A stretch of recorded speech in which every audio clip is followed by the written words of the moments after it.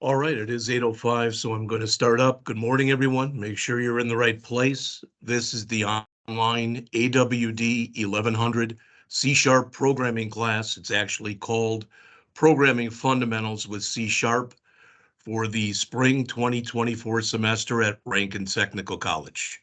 There'll be people coming in like this, so if I have to stop for a second, just so you know, that's why. All right. If for some reason you can't see my screen right now, you should be able to, and you should be able to see the email that I sent out earlier this morning. Oh, get a lot of people joining today, so let's see.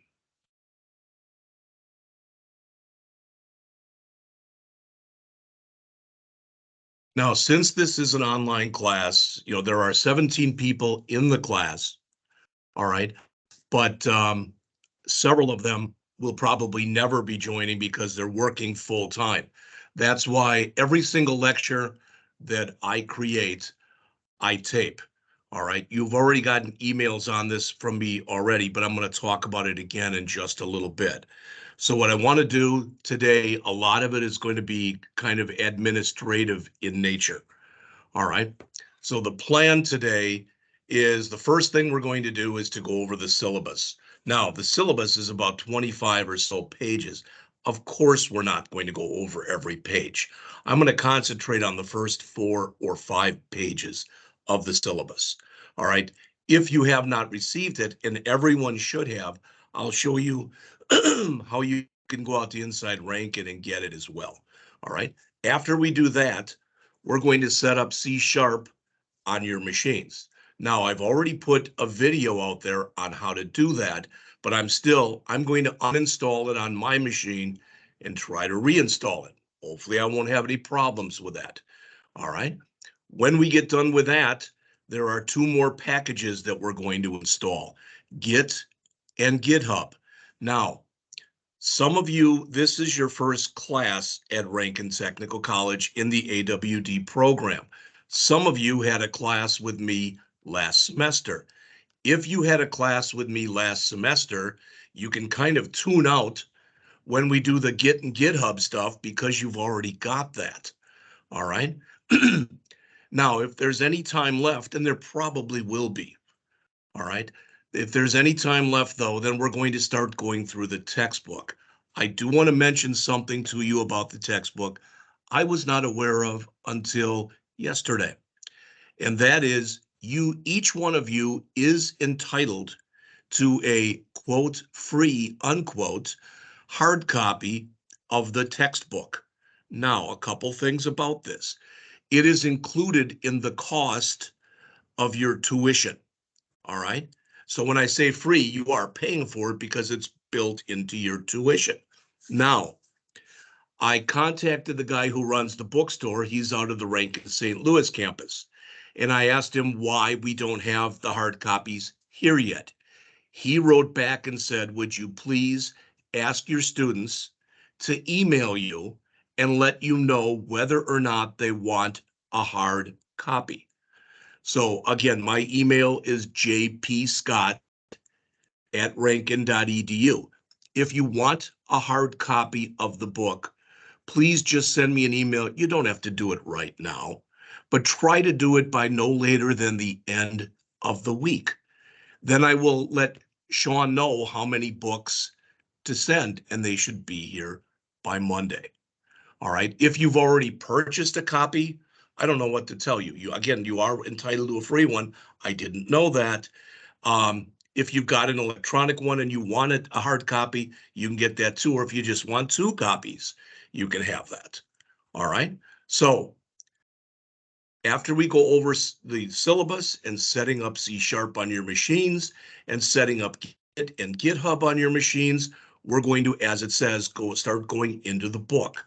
Now, let's suppose, hey, yeah, I don't have any copy of the book. I got nothing. So let's suppose that's the situation that you're in right now. All right. And you're like, well, what am I supposed to do? Well, for now, what you can do is you can go out to Murach.com. That's Murach.com. All right. This is the site. We use mostly Murach books in this program. If you go to Shop Books and you go to C# Programming Books and click, there's the book for the class, Murach's C# 8th edition. If you click on the book, it brings you up to here. All right. If you go to free downloads, I don't know if they make you register or anything for that, but you can get chapters 2 and 3 of the book for free. You won't really have to worry that much about chapter 1. That's just kind of a computer terms type of thing. All right. So you can get that if you need it. So you can download those PDFs. If for some reason you say, hey, I want to do that, but I'm having trouble, then email me on that. I'll get a copy of the PDF for chapter 2 and for chapter 3. I'll be more than happy to email those to you. In fact, we won't even have to do that because by the end of the period today, I'll show you and I'll put those, excuse me, sorry, I'll put those out on GitHub and you'll be able to get to them there. All right. So then jumping back. Where are we here? All right. So tomorrow, because I just want to let you know what's going on for the rest of the week. Tomorrow, then, we will complete chapters 1 through 3 of the Murach text. Now, you might say, wow, we're going through this at lightning speed. They're all related to one another. And basically, chapters 2 and 3 involve you building a program and then running the program. I'm going to go through that with you, and I'm not going to go through it quickly at all. I'm going to go through it very slowly. All right. So on Friday, I'm going to give you what's called a pretest. Now, don't let that scare you. You don't even have to take it if you don't want to. But what you can do with this is there'll be a few problems on there, and I'll have you try to work on those problems. I will give you the pretest at the beginning of class. Then I will give you approximately half the class period, so till about 10 o'clock, to work on this pretest by yourselves. Then at 10 o'clock, I'll go and do all the problems on the pretest so you can see what they're like. This will give you an idea of the kind of tests that you will be taking in here. All right. Now, we're off next Monday. You probably knew that already, but if you didn't, you're off next Monday due to the Martin Luther King observance. I had put in an earlier email that there were 2 days you'd be off this semester, Monday, 1/15 for the Martin Luther King observance, and Friday, the 29th of March for Good Friday, even though I'm not supposed to call it that anymore, but that observance. I also found out because I went and printed out, I went out to the Rankin website and printed out on there a copy of wherever the calendar. And I didn't know this, but we are also off Monday, February 19th. That is President's Day.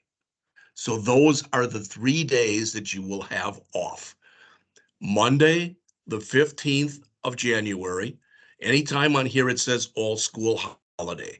So for Martin Luther King observance, now, and what is that then? 1, 2, 3, 4, 5 weeks from Monday for President's Day and Friday, March 29th. All right, those are the 3 days we will not have class. Normally, even on those days, I'm online. All right, so if you have questions or whatever, you can ask. All right, so as it says here, you will have your first test on Tuesday. Please don't let that throw you. We've got a lot to do before that. All right. All right, next, your completed Murach chapters 1 through 3 homework and written tests are going to be due by Sunday, 1/21. To try to make your first set of assignments easier, we're going to do the majority of them together. All right. And you can watch, you can code along, you can do it whatever way you are most comfortable with. All right. Finally, again, as I mentioned, no class on Monday. Now, what we're going to do in just a minute is, as I said, we're going to start going over the syllabus. After we do that, we're going to go over how to set up C# on your machine. After that, setting up Git and setting up GitHub. And I did give a couple URLs here. Why did I put these here? These aren't steps I'm following, but sometimes people are trying to follow along and they get behind, or they're not watching the presentation live and they have a problem. And these are just a couple things that I found out there that could potentially give you some help. If you haven't already done so, you should go out to your inside Rankin.org account and make sure everything in there is working. All right. Eventually, that's where I'll have all of your grade information, etc. All that stuff will be out there. All right. So with that said, let's just go into the syllabus here. And like I said, it's 24 pages. I'm going to go through the first 4 pages right now. That's what we're going to do. And then I'll go through page 5 to show you the kind of thing that's in there. All right. So again, the course number is AWD1100. You probably already know this, but AWD is an acronym that stands for Application and Web Development. That's the name of the program. All right. Even though the name of the course is Programming Fundamentals with C#, I'm probably normally just going to call it, hey, this is our C# class, but I mean the same thing. Not trying to confuse you. All right, but I sometimes even forget what the doggone name of it is. So I'll just say it's our C# programming class. This is the semester we're in, spring 2024. All right. The days the class meets then will be Monday through Friday. We start at 8:05 a.m. We end at, well, that's nice. That should have said a.m. No, we don't go to 11:55 p.m. We start at 8:05 a.m. and we go to 11:55 a.m. So it's not quite 4 hours. It's 3 hours and 50 minutes. We'll typically go about 55 minutes. Then we'll take a 10-minute break, 55 minutes and a 10-minute break, etc. We'll pretty much go like that. Sometimes I might run over a little. Sometimes I might, let you go to a break early because we're finishing one topic, and rather than starting a new one before a break, so you can, just so you know how that works. There are 80 total sessions for the class. All right. It is an online class. Now, I do want to mention to you, and I'm hoping this isn't going to provide any kind of problems. If it does, it's on my end and I'll have to fix it. Right now, I am at the Rankin Technical Wentzville College. All right, the Wentzville campus. I am in a conference room and I'm broadcasting from in there. I will be broadcasting from there Mondays and Thursdays. All right, and some Fridays.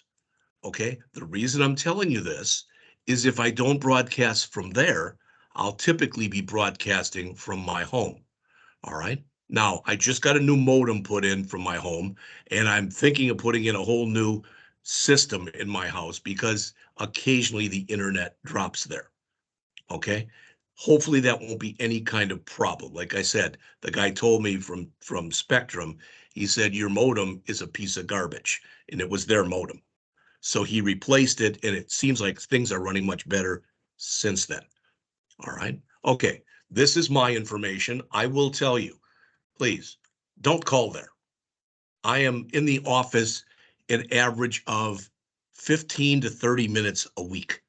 All right. You're much better off emailing me at jpscott@rankin.edu. All right. My office hours, I'm always by the computer by 6:30 in the morning, and I go till 8 at night. Now, this semester, this is the only class that I am teaching. All right. The reason I'm telling you that is when class is over at 11:55, then really at about noon, I'm going to be getting in my car, driving to my house. But when I get to my house, I bring the computer, of course, I bring it back home with me, set up my stuff at home, and I'm on in the afternoon. So if you do have questions, you typically will get a fairly quick turnaround time from me. That's what I'm saying. All right. Now, the next thing that's in here are program level student outcomes. And you'll notice if you look, there's 4 of them. And if you look, 2 of the 4 are bolded on here. And the reason that that was done is these 4 things are what you're going to learn throughout your tenure at Rankin Technical College. You don't learn all 4 of these in this class. The 2 that we go over in this class are the second bullet, develop, troubleshoot, and implement applications using object-oriented programming principles and fundamentals. And the other one is the 4th one, utilize a version control system to manage code. All right. And we're going to actually start with the 4th one in just a little bit. That's using Git and GitHub. All right. The textbook is shown right there.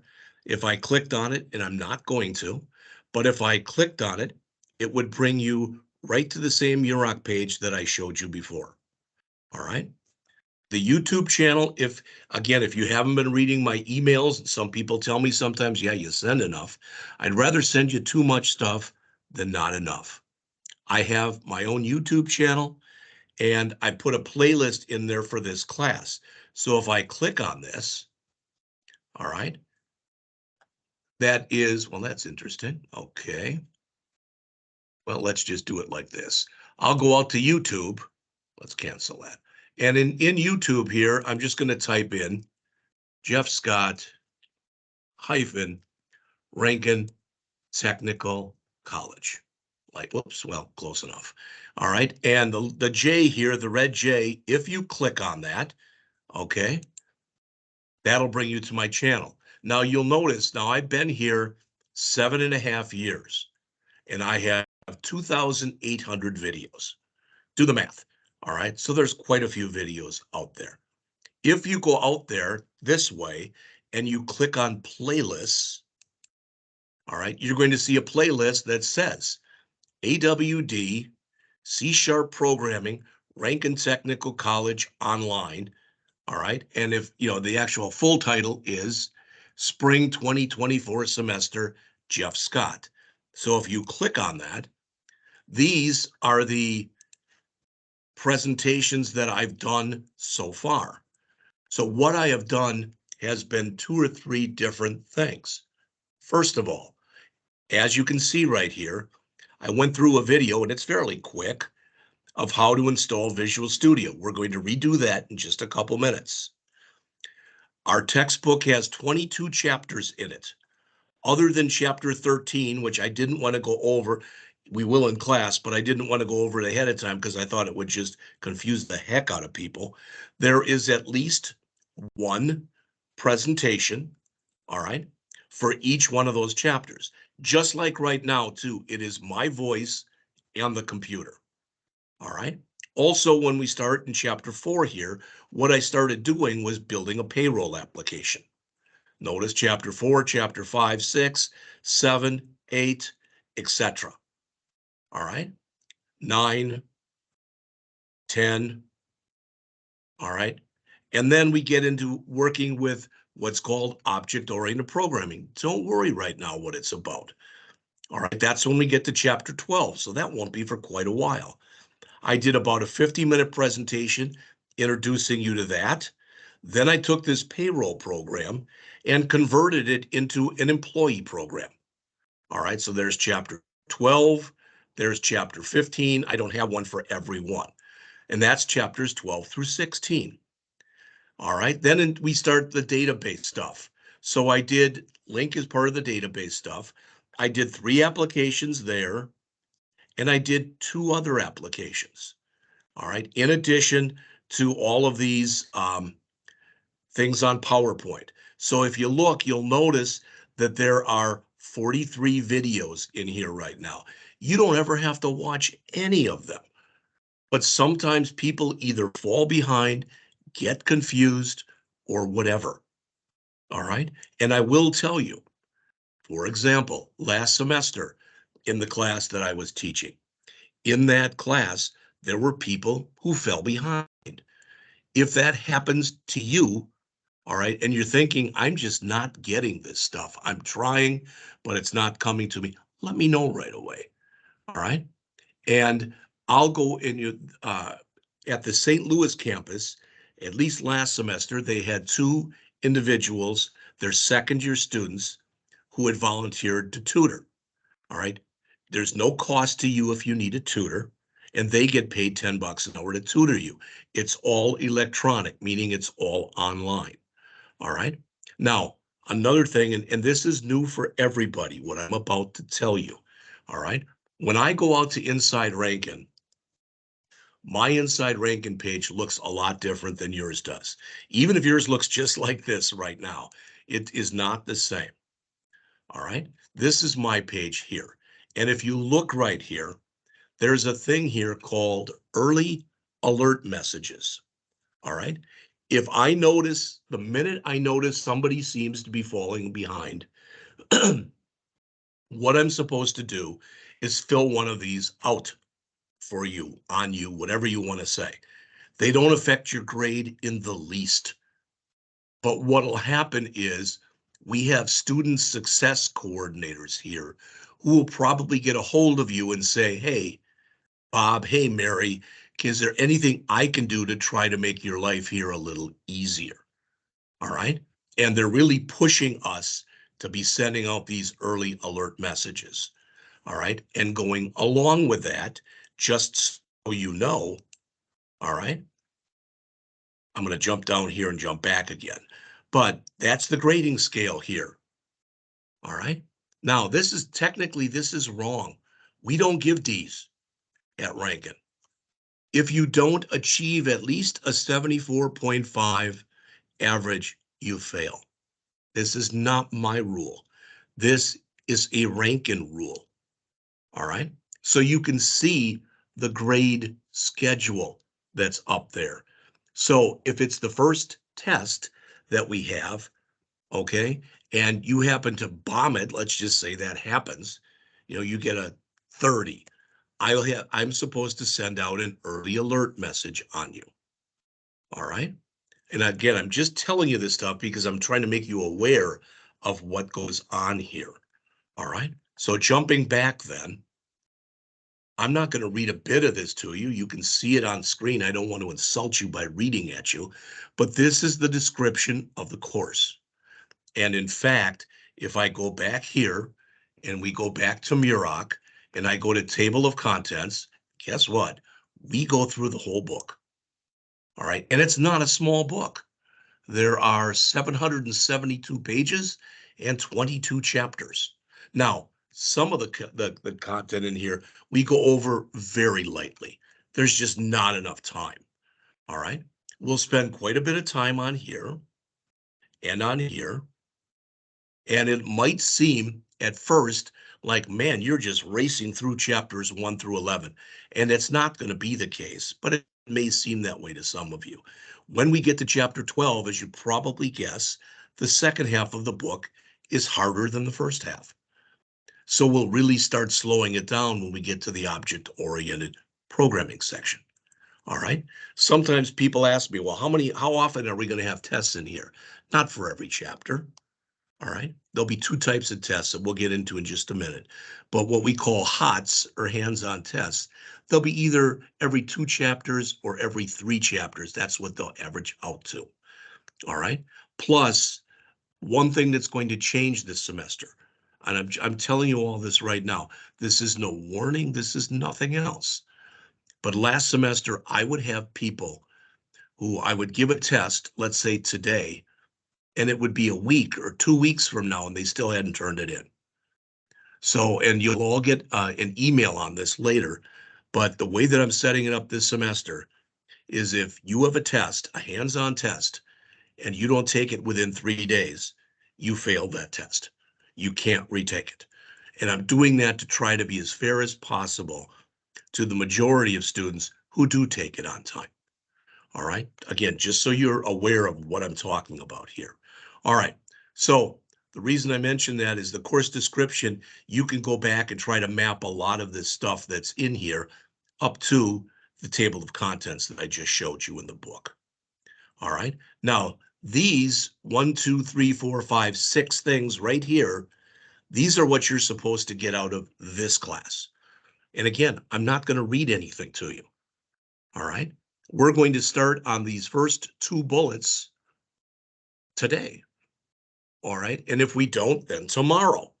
And we'll actually be going through the first 3 of these right away. And that's what we'll be doing throughout the semester. All right. The use arrays isn't until about chapter 8. The exception handling is about chapter 7 or so. And the object-oriented programming, or OOP concepts, that's chapters 12 to 16. All right. Now, I don't even know if there is still a Rankin Technical College student handbook or not. There used to be one. I would tell you that if you've got questions on anything, typically you can go out to rankin.edu. All right. And if I come in here and I search for a catalog, all right, someplace in here, there you go, course catalog, read more. And there it is. So here is the 2024 academic year catalog. I'm not going to click on it, but if I did, it would bring it up. If I go down to information technology here, and I go down a little bit, it's got to be well, someplace in here, they talk about, there's the application and web development. All right. Plus, if you do want to bring up the catalog, I might as well.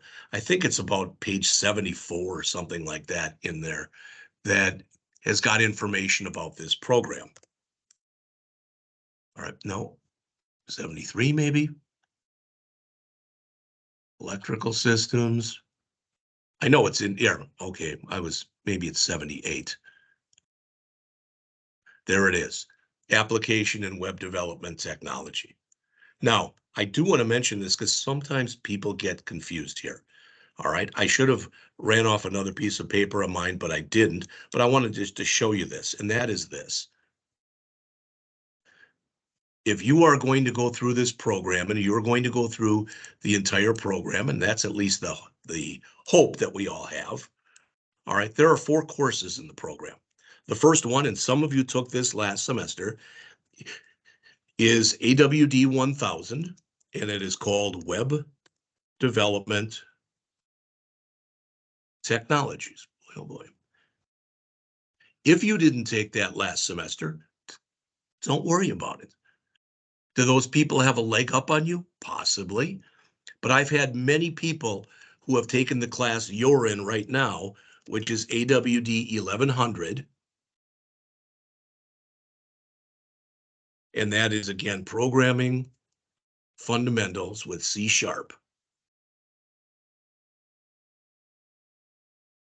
I've had many people take that as their first course and get an A. All right. Then there's AWD1111, and that is called, I believe it's database-driven web development. There should be a 1 there, but there may or may not be. And then the last one is AWD 1115, and that is database-driven web development 2. Now, even though these 2 courses are called 1 and 2, they're totally different things that are taught in there. All right. So you could take these 2 also in either order. If you're in this class right now, and this is your first class, all right, then if you are following the actual schedule, then in summer, you will take this class. All right. If this is your second class here, then I believe that in summer, this is the one they're going to offer. And then you take this one in fall.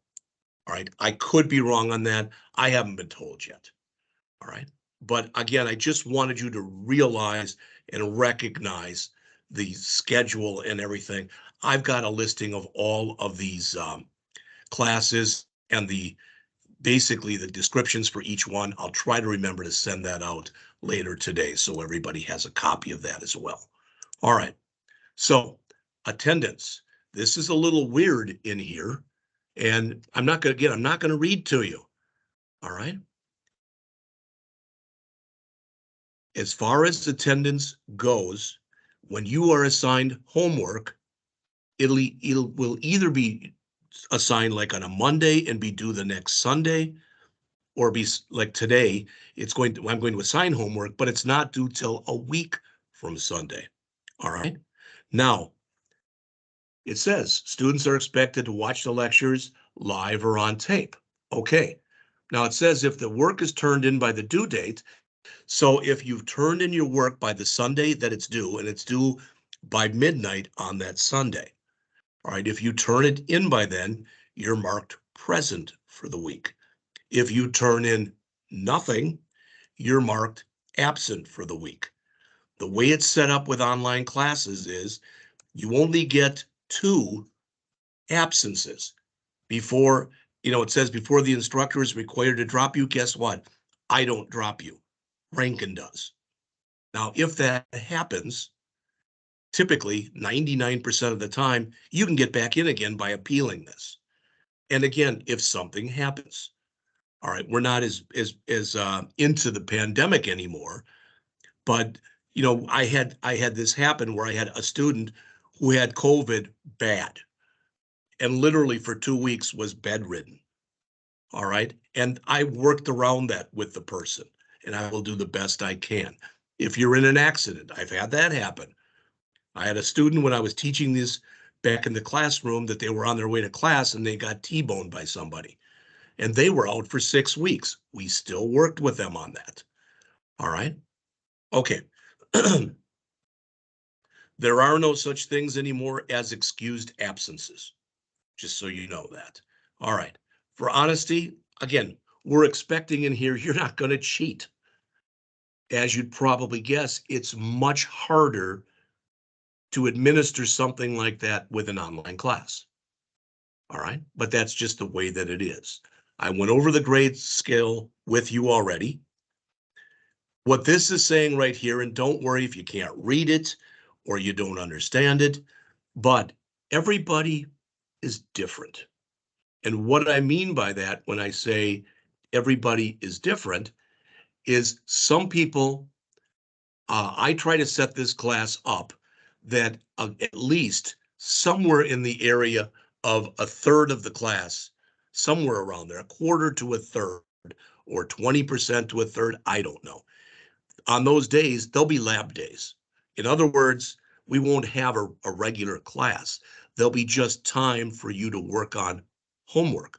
I'll still be online, and if you have questions, you can get a hold of me. All right. Some people are able to get all of their work done in that time frame. In other words, between the time they're given in class and whatever, they don't have to do any work outside of class. That's not typically the way it is with most people.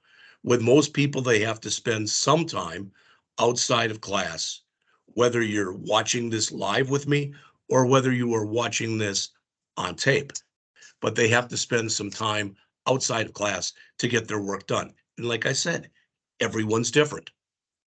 All right. I know Mr. Glynn was telling me that, well, if you look at it, that basically you've got 20 hours a week of class. All right. And with some people, you better plan on spending 20 additional hours working on homework and everything else. Now, is that realistic? Well, between the two, that's 40 hours. All right. And that's in a week, there's 168 hours. So that's saying you're spending a quarter of each day or 6 hours. That's probably not realistic.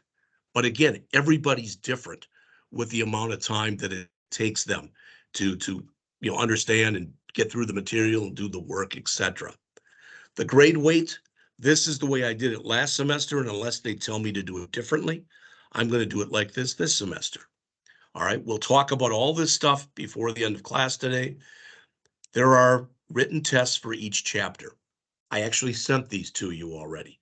And just in case you don't have them, they will be put out by the end of the period today or by the end of the day today out on GitHub. They are multiple choice questions, usually A through D. All right. and you take a test and you annotate on there however you want to do it. Okay, it's an RTF document, which is a rich text format, which means you can open it up if you've got Word or Google Docs. You can open it up in there. Some people take the answer that they want and they either take the letter, so if it was A, they'll take the A and make it a different color, or they'll take the whole thing and make it a different color. I don't care how you do it. All right, but that'll be 10% of your grade. 30% will be on homework and lab programs. All right, as far as that goes, I think I sent this out, but if I didn't, it'll be out there by the end of the day. All right, there's a thing here that says extra exercises, and there are in here 33 programs. Are we going to do all of them? We're going to do most of them, but many of them we're going to do together. All right, in other words, you'll either code along with me, all right, or you'll watch me do it and then basically replicate. So many of these, we're going to end up doing together, all right? Now, if you say how many, I don't know. There is a section of this class that is offered at the St. Louis campus in a seated fashion. All right, Mr. Doug Gegelman teaches there, and I've got to talk to Doug to see how he's doing this stuff. All right, but once I do, I'll let you know. All right, so that's 30%. The hands-on tests, and there will be a final project, that's 50%. Finally, and we're not going to talk about this today, many of you know about this already, but there is an electronic portfolio you will have to create. If this is your first class, don't let that overwhelm you.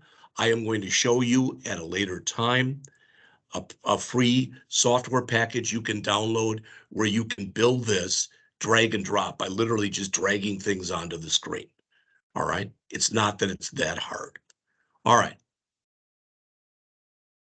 The assistants, if you don't know that, and some of you I'm sure have already dealt with him, we're very fortunate here at Rankin-Wentzville to have Mr. Patrick Glynn here as our admissions counselor.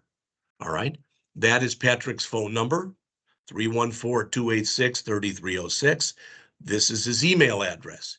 He is the go-to person if you run into any kind of problem, especially if there's something if it's a Rankin problem. If it's a problem with understanding code, of course you come to me. All right, but if it's a problem and it's got something to do with Rankin protocol or whatever, Patrick's a great place to start. All right, the disabilities thing shouldn't be an issue in here, even if you have a disability. On these hands-on tests, all right, and again, you're going to get the first one on Tuesday. This is how they work. I email you the hands-on test. I email it to you by 7 a.m. on the day it's given. Then when class starts at 8:05, I spend about 15 minutes going over what you're supposed to be doing on the test, and I tape that. Then the test itself will be due by midnight that night. All right, that's how it works. All right, okay. Now, career services, again, Patrick's a great go-to on this, but if you don't know this, and if you go back out, I did this before, all right, if we go out here, all right, I don't want to go to the catalog, but if I go to Rankin's site, hopefully I can get to it from here, we'll find out. I'm going to search here for Rankin connection, and I'm hoping it's going to be here. Careers at Rankin, that's a good place to start, a career services. We've got a woman here, Janie Summers, who does a really good job.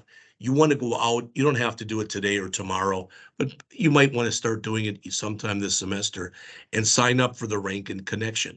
What happens then is you get sent listings of all the jobs in your field. Now, you might say, what's my first semester? Sometimes people just like to see this. Some of the jobs have in there starting salaries, etc., or what you need to know, etc. All right.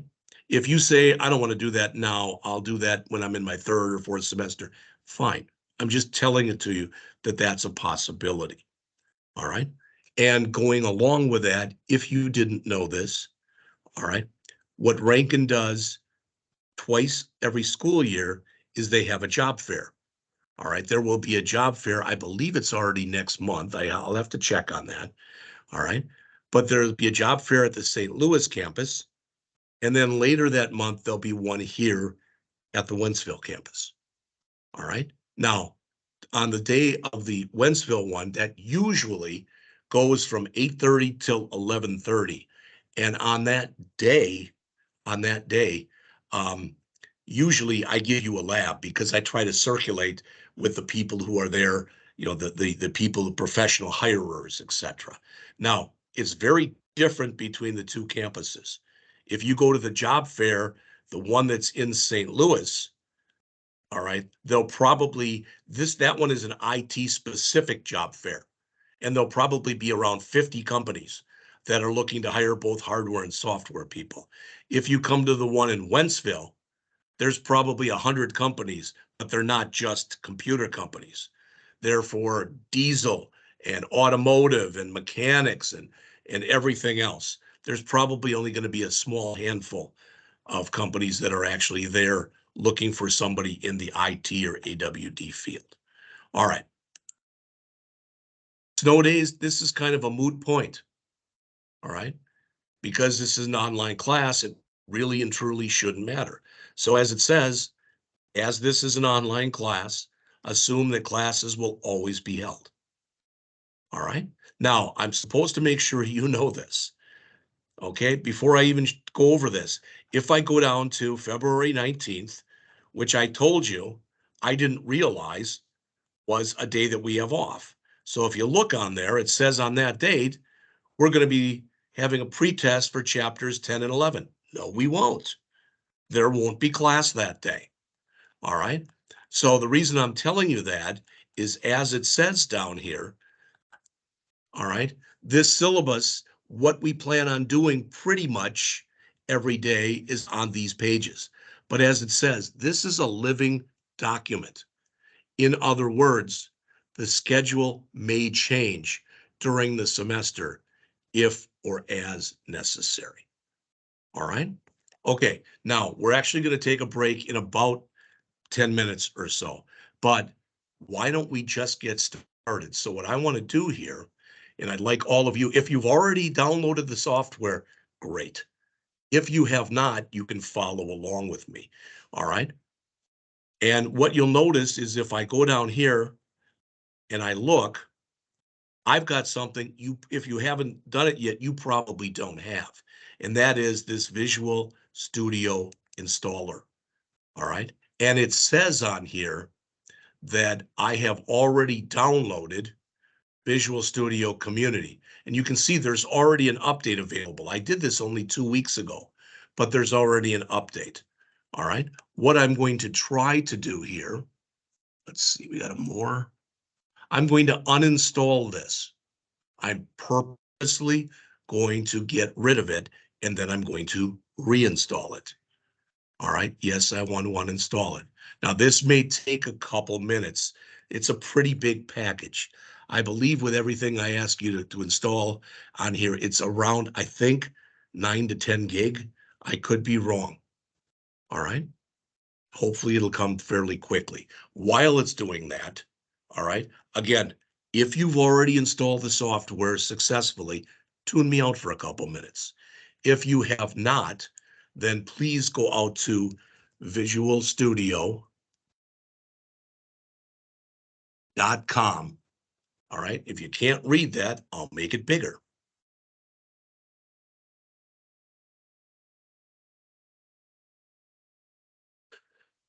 All right. You don't need the HTTP and you don't need the slash on the end. Visual Studio, in fact, visualstudio.com should get you out here. All right. Now, I do want to mention, you can go, I could have just put downloads in here, probably would have been better, because that'll get you right to the page that we want to go to. All right. Right there. And what you'll notice, a couple things. I want to make sure those of you who took the class with me last semester understand this. This is not the software we used last semester. Last semester, we used a different kind of Microsoft software called Visual Studio Code. This is Visual Studio 2022. All right, Visual Studio Code that we used last semester is what's known as a text editor. All right, it's got a lot of features and functionality, but it's a text editor. What this is, Visual Studio 2022, is called an IDE. It is an integrated development environment. All right, it's a lot more powerful. So if you're out here, if you're doing this now, the one you want is the community. It's got everything we need and a lot of stuff we don't even go over. Notice you can get a free trial for the professional or the enterprise. That's literally for people who are out in the field. All right.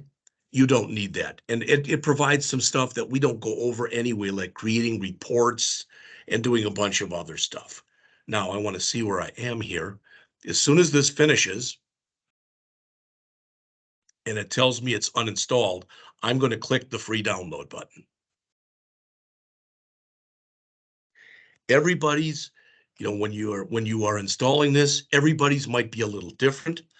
I'm running Windows 10 on my machine. If you've got Windows 11, I don't think there'll be any difference. I'm not positive. I've never used Windows 11, so I cannot tell you. All right, now it should be okay. It says you haven't installed anything yet. That's good. All right, I want to double check, and I check by going over to Control Panel. All right, and this is when I go over to Control Panel like this, what it's going to have once it comes up, if it decides to. All right, because I'm having some issues with this machine. Well, I'm going to take for granted that it's not, I don't have it on here anymore. All right, so I'm here.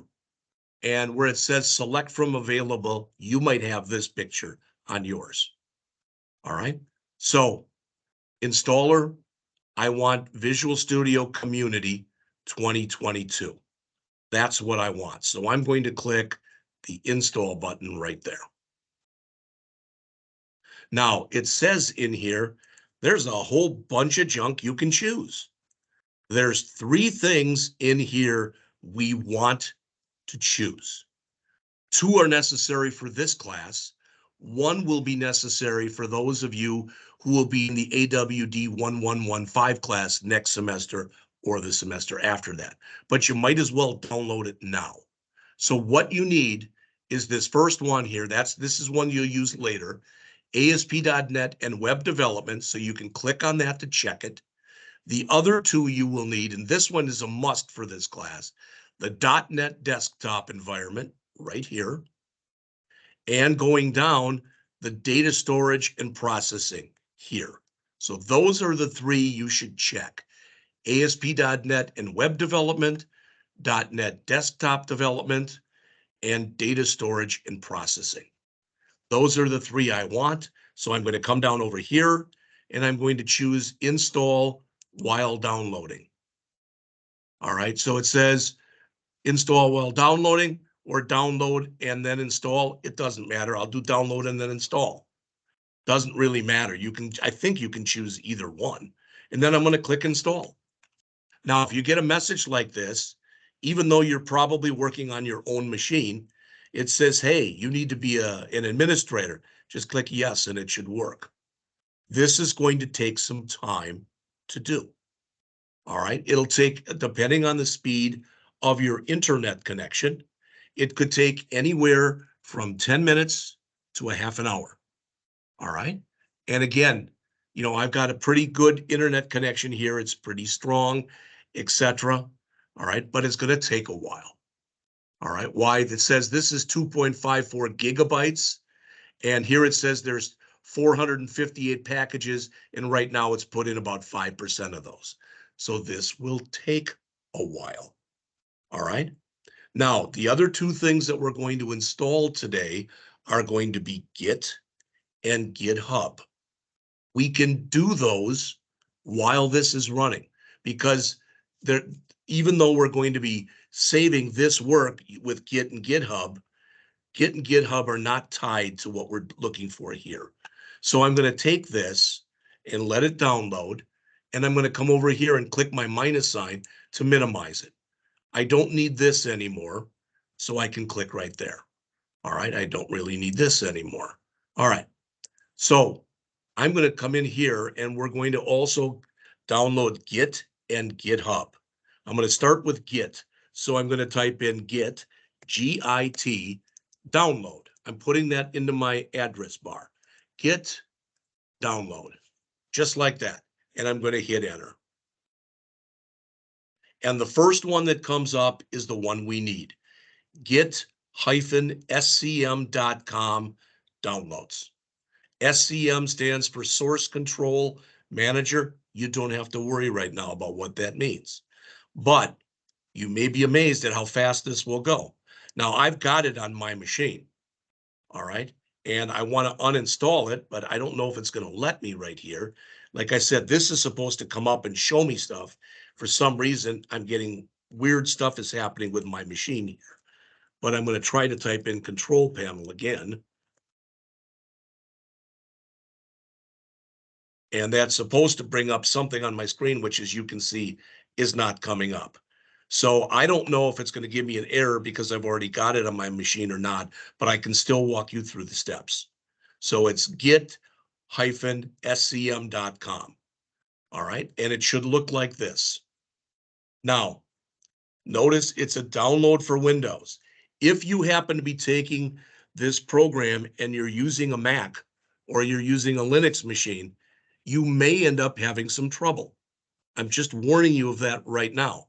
I've told Patrick, and I know that that the instructors at the St. Louis campus have told the counselors there, encourage people strongly to have a Windows machine. All right. Okay. Now I'm going to go through the process, but before I do, just so you know, if we're working in here this semester and you're like, I'm doing this stuff, but sometimes I have no idea what I'm doing, why I'm doing it, etc. If you go over to the side here, you'll notice there's a free book that's online here that's called Pro Git Book. And it's about 700 pages, something like that. You can download it if you want, or you can read it online. All right. So if you ever have a question on it, I'll do the best I can to answer it. All right. But it's in this book, and we're probably using, out of everything that's in here, if I had to guess, we're probably using maybe 20% of it, because Git is designed not only as a source control manager like that, but it's designed to let people share information back and forth and share files. We're doing very little of that. All right, so I'm going to come back here and I'm going to click the download for Windows. All right. Now it says, what do you want? The chances are virtually 100% that all of you have got a 64 gig machine. All right. I would suggest you do the standalone installer and click right there. And mine is already being saved for me. Okay. And it'll come back and tell me, or it should, when everything's ready.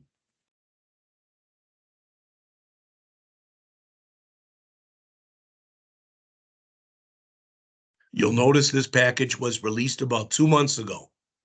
All right, on 11/20/2023. So it is as up to date as possible. All right, I'm going to check in here. I always forget which one of these it is. It says my download is in progress. This is not a big package.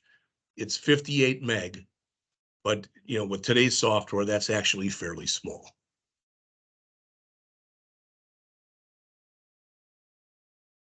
It's telling me I've got 9 seconds left. We'll do this one and then we'll take a break. When we actually do the install, it literally takes 1 to 2 minutes. All right, it says it's done. So I'm going to click on it and it's going to come up and it's going to show me hopefully something on my screen.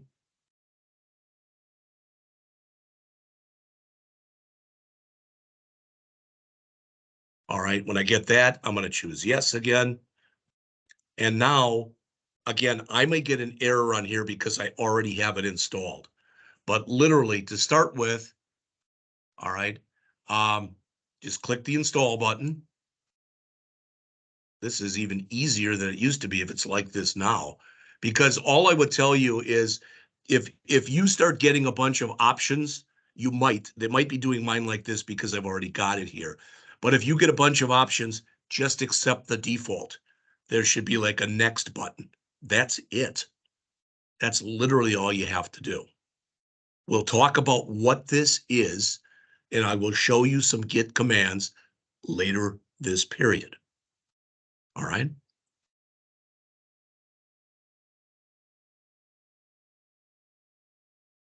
Now we're done, or at least I am, and I don't need to view the release notes. I don't need to start it. So I click finish. Now, if you want to know if you went through all that, or once you get through all that, if you want to know whether or not it worked, then what you do to just check to see whether or not it worked is go out to your desktop here, right mouse click on your desktop. And if you've got an option that says open Git GUI here, open Git Bash here, it's downloaded. If you say, I went through all those steps and I don't have it, you'll have to email me and let me know. All right. But that's one of the downloads that we had to do. All right. Now, the C is still, you can see it's still going here. All right. And I'll leave that go for right now. It is 9:01. Let's take a little longer because it's the first day. And let's come back at 9:15 and we will continue on talking about C, and we'll also download GitHub. All right. I'll see you in 15 minutes. I got to get another water, so I'll be right back.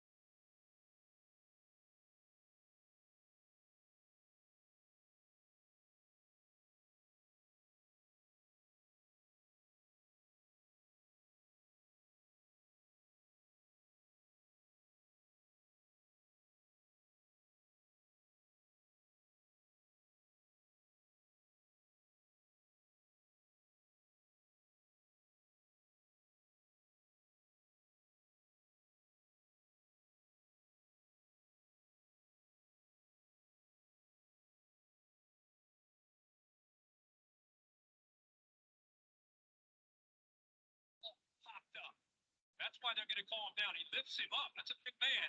Throws him down. And now the Chiefs want to go tempo. They're at the line of scrimmage, ready to go. Popped up. That's why they're going to call him down. He lifts him up. That's a big man. Throws him down. And now the Chiefs want to go tempo.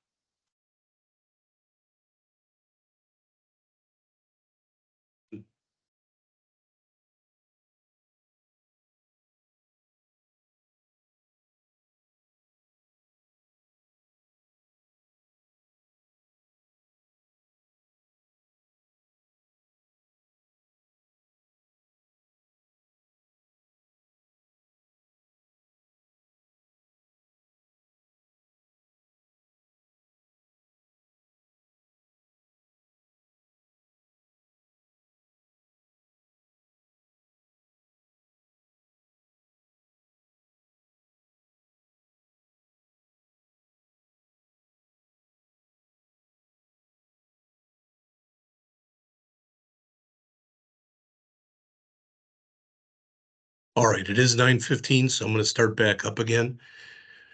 As you can hopefully see on the screen, this morning I sent out an email to Sean Bowers, and Sean runs the Rankin Technical College bookstore. And I'm not going to read it to you, but I just said, hey, we need textbooks. Students are supposed to get hard copies as part of their tuition. And I said, here is the textbook information. He wrote back to me and said, do you have any idea how many you will need? The last few semesters, most students did not purchase or did not get a hard copy, and that's true. Last semester, when I taught the AWD1000 class last semester, we had about 15 people in that class, and I think only about 3 of them picked up books. So the other 12 had to be sent back. So he says we will send them today. I don't think he's going to. What I want you to do, you can call it homework, you can call it whatever you want, but by Sunday at midnight, please send me either this email or this email. And just say, I want a hard copy of the Murach 8 textbook with your name and email address, or I do not want a hard copy of the Murach textbook. If I get an email from you between now and Friday, or really, you could do it, I guess, all the way until Monday morning, because that's when I'm going to send Sean out an email. All right. But if you say, I want one, then your name will be added to the list. All right. And let's say out of these 17 in the class, 5 people want a book and 12 don't. That's fine. Then he'll send 5 books. You will have to come in here, all right, to 755 Parr Road, Wentzville, Missouri, to pick them up. The school does not send them out to you. All right. Now, if you say, well, I live in St. Louis, let me know that, and I'll see if I can try to get one sent to the St. Louis campus for you. I don't know. We'll try to work around it. But if you either don't send me one or you send me this, either is, do either one, then you will not get you will not get a book. All right. And I mentioned that before. I just want to say it one more time. That is, there's actually 2 buildings at the Rankin campus. One of them says Taylor Automotive on it, and the other one says Larry Elms Training Center. And it says that because Rankin doesn't own this building, the one that I'm in now, they lease it out. And it is at 755 Parr Road in Wentzville, Missouri, 63385. So if you decide you do want a hard copy, they'll be here probably then by a week from today no later than I would think a week from Friday. You'll have to go in and you'll have to go and pick one up. When you do that, when you come into the building here, you just walk in, you make a right turn, you go through the doors, then make a right turn. And I think it's your second door, then on your right will be Mr. Patrick Glynn's office. He is the counselor here, and he is here from 8 a.m. till 4 p.m. All right. If you come in earlier than that or later than that, I don't know what's going to happen because I'm never here that late. So I don't know what to tell you. But again, I am asking that you send me an email either saying this, to which you'll have to go in there and get this. I'll let you know when the books are in. All right. Or do this. I'd appreciate it either way if you would do this. All right. And once I get one, I've already gotten a couple emails from people, which is fine. All right. But once you get one, you're going to be marked present for this week. All right. I'm not going to try to mark anybody absent, even if you don't do this. But as soon as you put that in there, boom, you're present for the week. There's not going to be any homework that's due this week. All right. Now let's go on. All right. So we went through the steps on how to go and install Visual Studio 2022 and also Git. Now, I finished my Visual Studio installer and it came up like this. Yours might come up like this. Yours might not come up like this. Let's assume that you got done and yours looks like this. Totally fine. All right. If you look down, and I know it's kind of hard to see, but on the bottom of my screen here, it looks almost like a purple bow tie. There's a blue one on mine, and next to it is purple. The blue one is Visual Studio Code that we used last semester, and the purple one is Visual Studio. That's how you start it up. Just click on it, and it starts up Visual Studio. I'm going to close the installer because I don't need it open anymore. Now, don't worry, we're going to go through this many times. I just want you to see this. This will be your opening screen. Don't worry about what any of it means. All right. There is going to be a chance that a little bit later, because we are going to get onto this before the end of the period, just look at a couple things. But if we do that, there might be a chance when you try to bring yours up, you're going to get an error message. If you do, I'll show you how to fix it. All right. Okay. So we've done Git. Now, if you look in here, we want to do GitHub. These are two different things. All right. And this is going to be GitHub.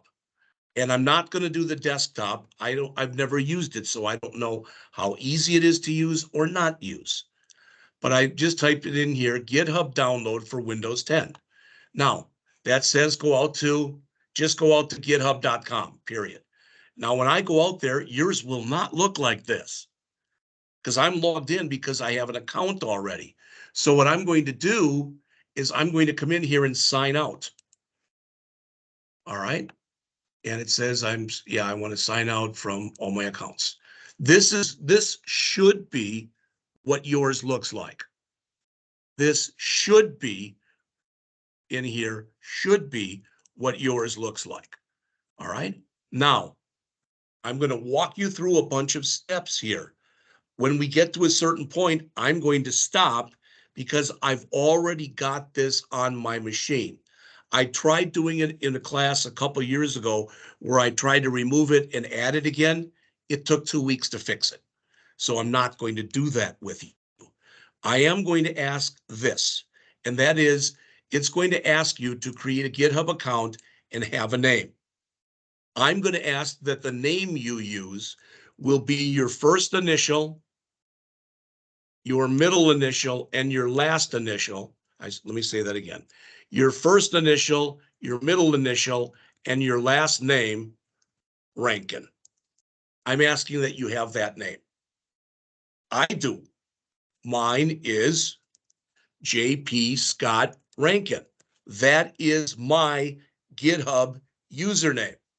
And I'm asking that you do the same thing. Now, for those of you who created your accounts last semester, some of you went and did this. Some of you have got very strange names, to be honest with you, but it's okay. All right.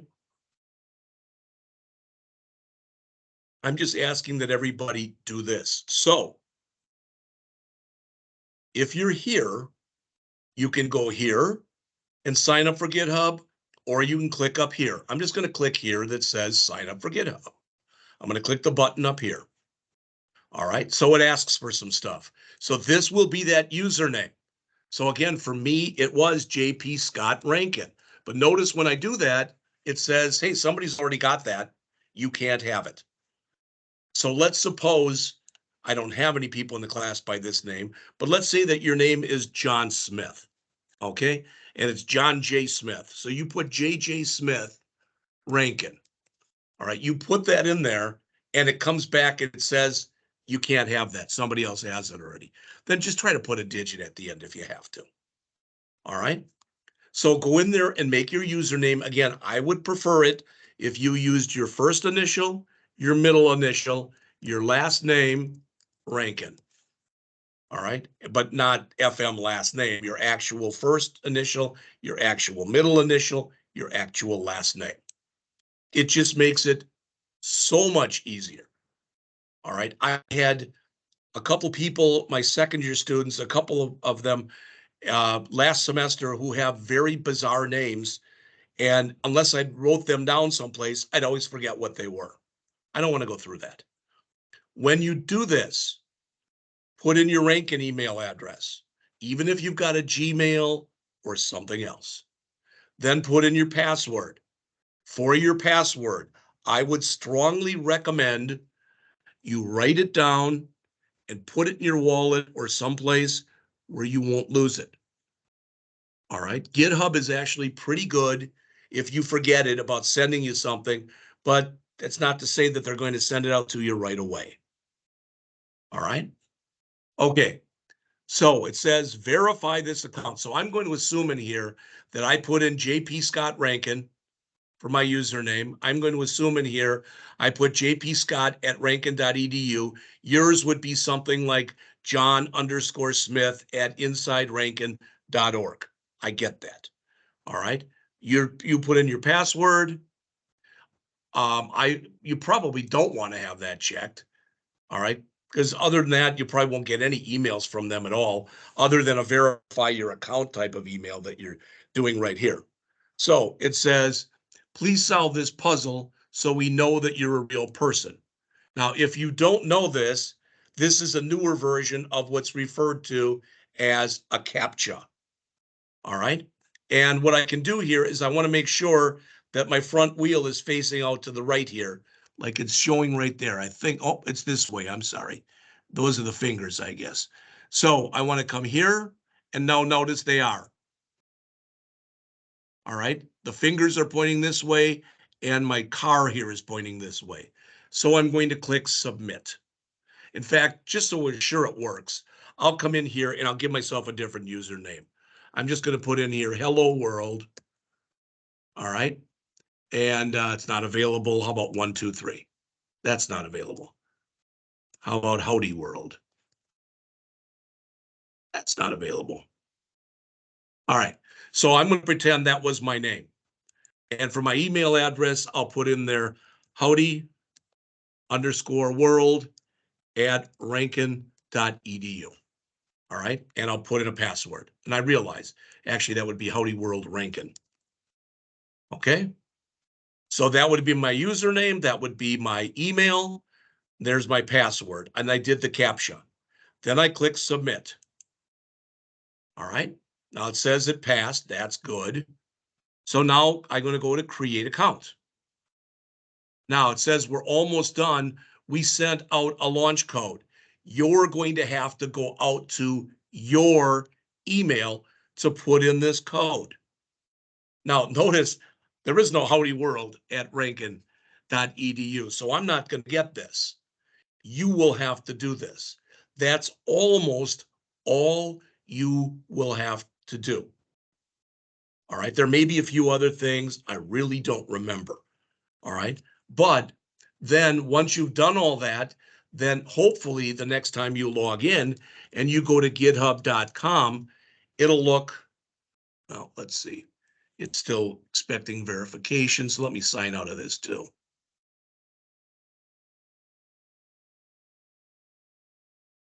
Sign in again. I don't want to do that. Well, let me see if I got myself out of this. Oh, great. All right, I'll go back. Son of a gun. All right, github.com. I don't want there to be any account verification in here. It's not letting me out of here. Fantastic.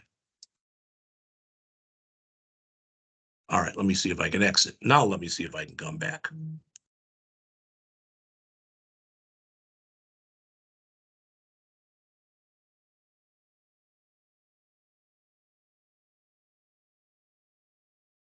Oh, brother. Just trying to get to the main page. All right, I'll figure this out. Don't worry about it. But if you've done that and if you've gone in, all right, then you should have hopefully 3 things we've done today.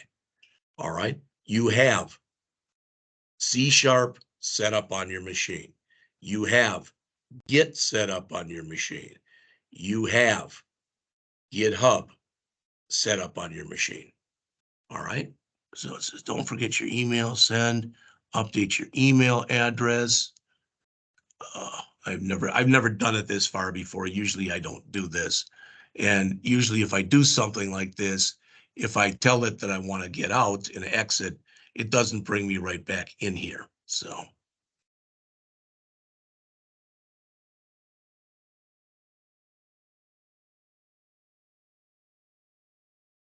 Yeah, this is a Google sign in though. This isn't what I want, but let's see if I can do this.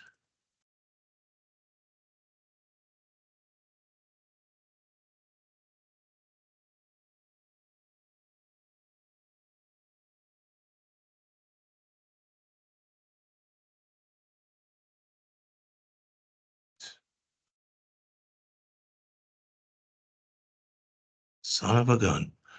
All right. Well, there is a way to get me out of here. I don't know what it is right now. I don't care. All right.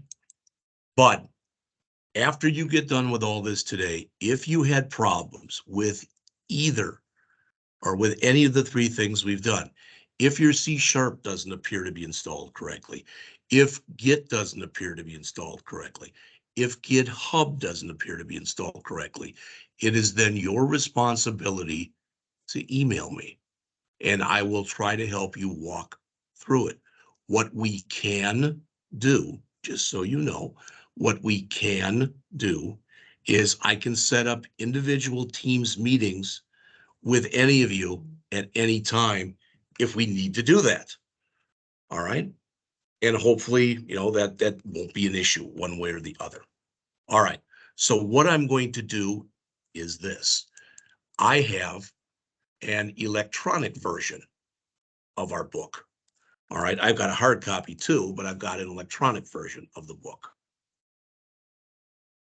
All right. Mine's out at, it's out at vitalsource.com. All right. And let's see if I go to my bookshelf, hopefully it'll be there. Sign in.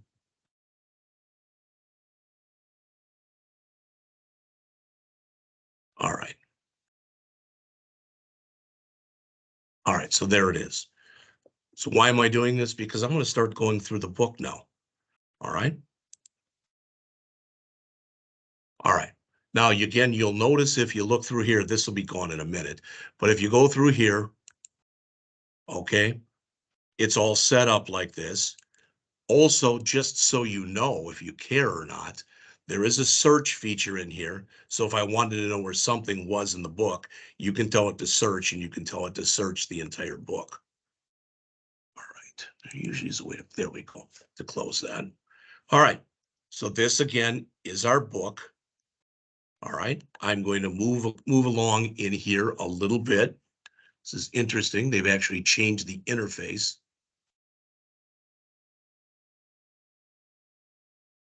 All right.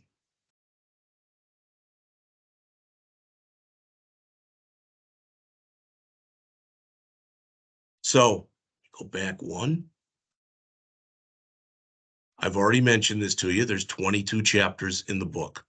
So right now, I'm going to attempt to go over chapter one. I'm not going to read a bit of this to you. You can see it yourselves. Now, if you don't have the book, a hard copy or a soft copy, and you want to follow along, I don't believe I have chapter one in PDF format. I will look when I get done today and see if I ever had needed it and they sent it to me. You can go out to the Murach.com site and download chapter 2 and chapter 3 in PDF format. Okay. Now, what I want to show you on here is, again, we're going to start on this now, and we'll go through as much of this as we can today, but I don't at all want to do this quickly. Not at all, believe me. All right. And then after we go through chapters 1, 2, and 3, all right, again, we'll have a test. All right. Then we'll go through probably 4 and 5. And guess what? We'll have another test.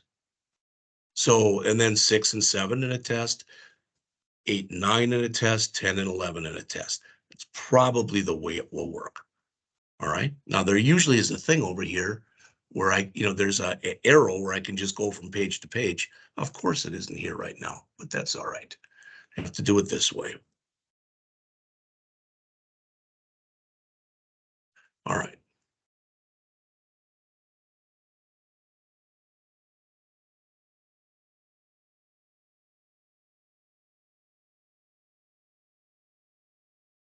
All right. I'm not a big guy on going through like the introduction to a book. Feel free to read that at your leisure if you want to.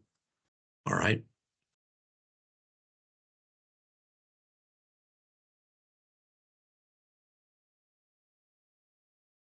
Now it says, what software will you need?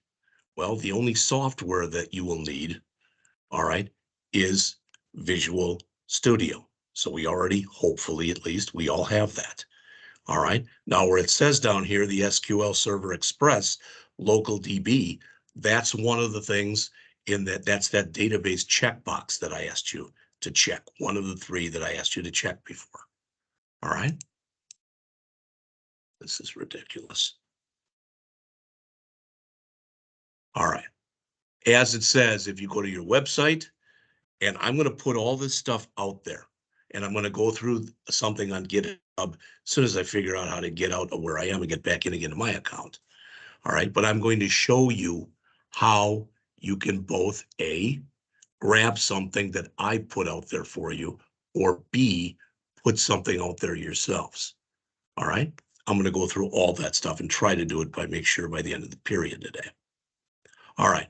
Now it says I have all this stuff. All right. But some of it I make available to you. What do I mean? All right. These extra exercises I make available to you. That's going to be they'll be our homework. There are a couple projects in here. I don't know. I got to talk to Doug and see if he's going through them or not going through them. And I give you the PowerPoint slides. These are the same ones that I did those lectures off of. All right. So you can take a look at all of that stuff. All right.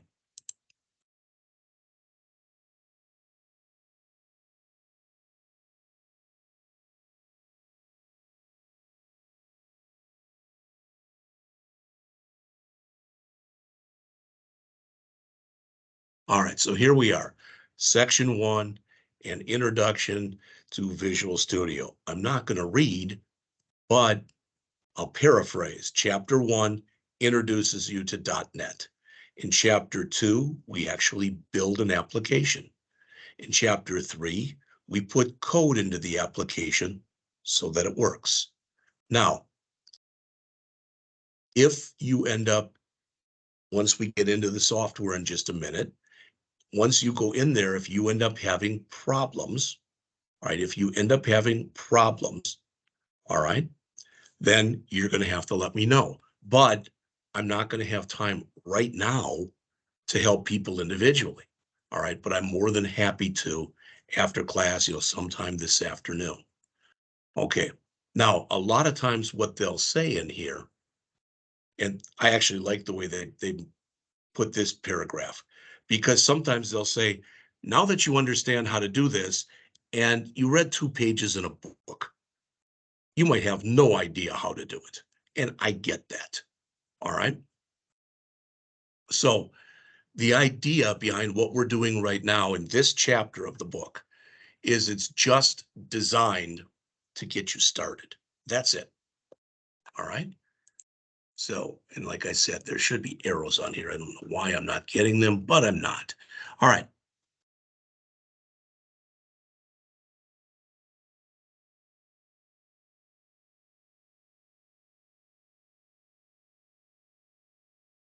So here we are, how to get started with Visual Studio. Now, I mentioned this before, rather be a little redundant than miss anything. And that is Visual Studio, as it says here, is known as an IDE. It's an integrated development environment. So not only do you use it to enter the information in for your programs, you also run your programs right from here. So it's very powerful. It's more powerful, for example, it is more powerful than Visual Studio Code that you used last semester. All right. Now, with every chapter that we go through in the book, there will be a written test. You may or may not remember, but when I showed you at the beginning of class, it said that those written tests were worth 10%. It's going to either be 10 or 11. And I was thinking possibly 11%. And the reason is 22 chapters. So each test would be worth 0.5%. All right. So in other words, if you take all 22, all right, and you got 100% on each one, you would have, that would be 10 or 11% of your grade. Now, people who took the class with me last semester already know this, but those of you who are new, what I typically do is, you turn in the tests to me and I grade them. If you've made an attempt, all right, some of these tests will have 10 questions. Some of them will be longer. They'll have 35 or so questions. All right. But if you made an attempt and you didn't like write C for every answer, because I've had that happen. Well, I turned it in, no, not every answer is C. All right. But if you made an attempt and you get most of it right, at a minimum, you'll get 7.5 out of 10. And 7.5 is 75, which is a C. All right. If you get most of them right, you'll be a B. If there's 20 questions and you get probably usually about 17 or more right, I give you all 10 points. All right, just so you have an idea of how basically that stuff is graded. All right, so we'll get an introduction to .NET development, and then we get a tour of the Visual Studio IDE. So this is going to be pictures. After we get done with that, what I'm going to do is actually bring the thing up itself, and a lot of it'll be duplicative because I'm going to run over everything that's in there again. All right.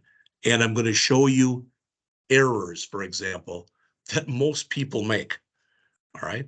Just so you know, like I said, there'll be errors that most people make at one time or another. Oh, I did this and I didn't mean to. It's not going to be a big thing. All right. Okay. So let's go on in here. The way that Murach books are written is on the left-hand side. So your even number pages, they're all going to be textual. In other words, there's all text. But on your right-hand side, so if I go to the next page here, then sometimes it'll be diagrams, sometimes there'll be charts, sometimes there'll be a summary of what was on the previous page.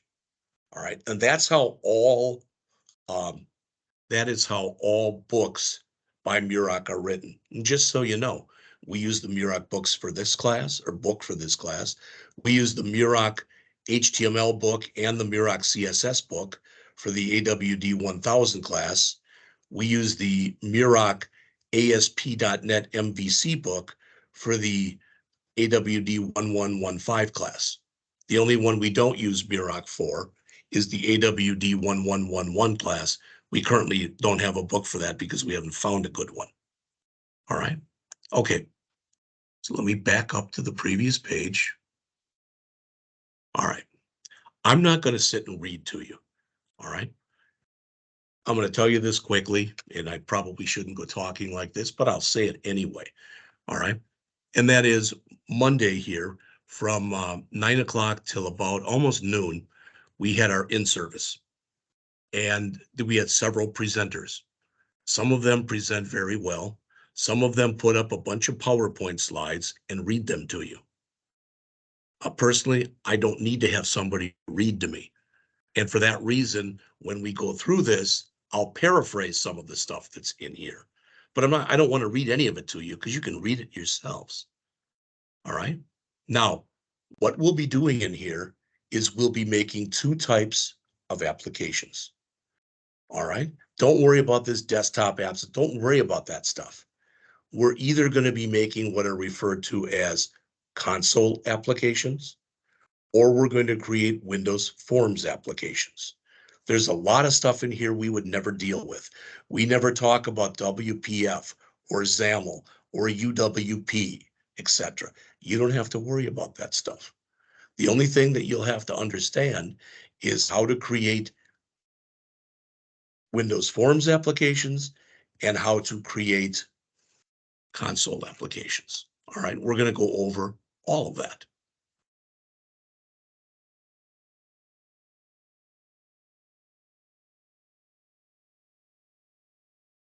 So the first application we're going to create, I guess, is this one right here. Now, before you say, I can't do that, I don't have any idea what the heck any of this is, we're going to go over what all of it is. All right. And what I'm going to do in just a few minutes is I'm going to draw this interface up for you. And then as soon as I draw it up, I'm going to immediately get rid of it and do it all over again, just so you can see me do it from start to finish. All right. Now, I want to explain to you what's on here. I know you can all read and you can see radio button, label, etc., but I want to explain everything that's on here. The first thing, and it's not even listed here, is you may notice there is a light colored box right here. That is called a group box. And in that group box, we have two radio buttons. Okay. Now, it's kind of funny. All right. I'm in my 60s, just so you know. All right. And I remember the days when you bought a car, okay, and it had usually 4 or 5 radio buttons in it. Everybody had AM radio. All right. You could tune your buttons to certain stations, and it's sort of like that now. I get it. But that's where this came from. Radio buttons, as are shown right here, are known so you can make choices that are referred to as mutually exclusive. What that means is I can have the radio button for future value blackened like this, but if I click this one right here, then this one will be blackened and that one will not. So, for instance, all right, I know we live in a politically correct world today, but let's say that you were asked for gender here. All right. I mean, most of the time here, I see this. I see female, male, other, and there's 3, and that's okay. I don't care. All I'm telling you is when you've got radio buttons, the idea is you select one of them or the other. You cannot select both. All right. All right. Then the next thing you see here is there's 4 labels. One says monthly investment. One says yearly interest rate. One says number of years. One says future value. Now, in many ways, labels act like headings because they explain what's over here. All right. When you are running the program, once your program is running, I can click on here and I can change what's highlighted from this to this, and I can click back to here, etc. I can put stuff in these white boxes here. I cannot give what's called the focus to these. In other words, I can't click on this and do anything to it while the program is running. I can only do stuff to this while it's not running. And again, if that confuses you, you're going to see it in just a few minutes. All right. Then you'll notice here it says text box. And we actually have right here, we actually have 4 text boxes. You'll notice that the last text box is grayed out. And that means it's a read-only text box. So what goes into that there is going to depend on what you put into this stuff in these 3 text boxes. All right. And you'll also notice that this one, since it's read-only, we've also formatted it nicely here. We don't have a percent sign here for the interest rate. We don't have a dollar sign here, 0.00, and we don't need those. But for our final answer, it's formatted. It's very simple to format. You'll learn how to do that shortly. All right. We also have 2 buttons down here. One that says calculate, one that says exit. Now I'm going to build this app for you in a few minutes. When I do, I'm going to put a third button in here between these other 2 buttons. All right. So I'll have a calculate button, and really that's expecting there's something in each one of these, and one of these 2 is selected. All right. And then you click calculate. Exit should get you out of the program. But I'm going to put another button in between these, so my calculate will be over here. And I'm going to have one in the middle that says clear. And when I click clear, then neither one of these will be chosen. This will be empty. This will be empty. This will be empty. And this will be empty. That's what clear is meant to do. All right. This whole thing right here, this whole thing that you see on your screen, it's referred to as a Windows form. This is a Windows form application or a Windows form app. All right. So the only other thing I didn't mention, I guess, are a couple things. First of all, calculate is just the text we put in. So somebody who looks at this group box knows what this is about. So it's the kind of calculation you're making. Are you making a future value calculation or a monthly investment calculation? All right. Also, if you look in here, you'll notice with the buttons, the calculate button has got an underline by the C, and the exit button has got an underline by the X. All right.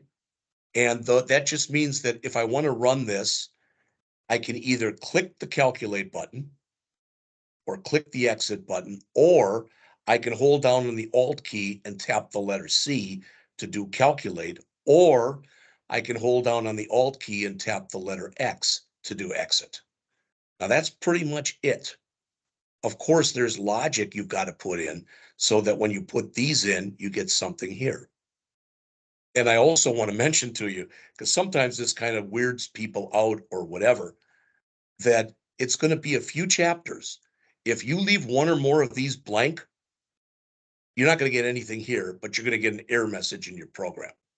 We'll learn how to fix that, but it's not going to be for a while yet. That's acceptable where we are right now to have those kind of errors. We'll get rid of them soon enough. All right. So we don't need to know about any of these 3 platforms, nothing here. All right. Well, I shouldn't say that. I guess the first one, WinForms, provides a drag and drop designer that automatically generates code that defines the user interface. It does a lot of that. All right. Those of you who next semester will be in the AWD1100 class, you will be working on ASP.NET Core MVC apps. All right. So they differentiate here between desktop apps and web apps. Let's keep it simple. We're writing desktop apps. They run directly on your computer. What you will do in the AWD1100 class is you'll write web apps where they'll run in the browser. That's the difference, basically. All right. Everything that you see in here, all this stuff I mentioned to you, they're all referred to as controls. As it says, controls allow you to interact with an application. All right. All right. I am purposely, just so you know, once we get into this a little bit more, I'm taking this real slow on purpose, and I just want you to realize that. All right. So again, we're using Visual Studio. And again, Visual Studio is an IDE. You can use Visual Studio with other languages other than C#. We're not going to, but you can. We'll look at that in another time. All right. Now, it says when you install Visual Studio, all right, so if you had problems, I gave you a URL. If you still have problems, they go through it in Appendix A in the textbook. All right. And it says here, there are versions you'll be able to target for the apps you create, and they'll talk about that later. Okay. As I mentioned, when we get all the way up into about chapter 18, we'll be concerned with databases. If you say, I don't know what a database is, in chapter 18, you'll start to know. All right. I'm even going to teach you a bunch of stuff that's not in the book. All right. Plus, we're going to write kind of a neat program when we get to that point. All right. Where we'll be able to automate a lot of this. Okay. All right. It says the additions of Visual Studio described run only on Windows. You can run Visual Studio on a Mac. One thing I'd read was that Microsoft was dropping their support for Visual Studio on Mac or Apple machines. I don't know if that's still true or not. I have had one student in the 7.5 years I've been here that used a Mac. All right. And she used it for this class. She got through the class. I was able to grade her stuff. It was a pain in the butt, in her own words. And the beginning of the next semester, she bought herself a Windows machine. All right. Okay.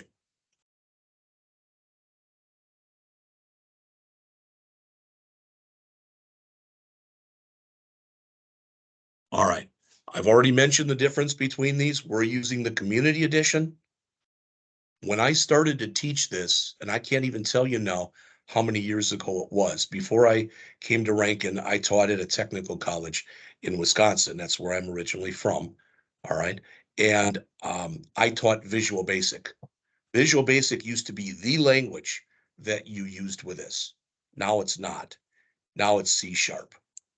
And in fact, you may or may not have heard of a language that's called Java, not JavaScript that you learn in the AWD1000 class, but Java.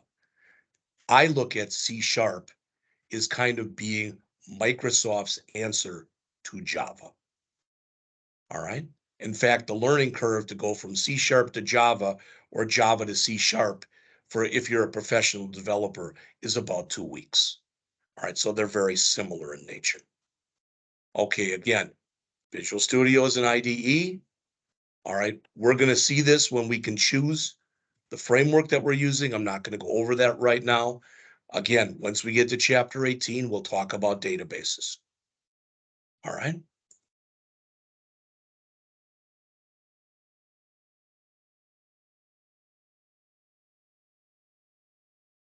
All right.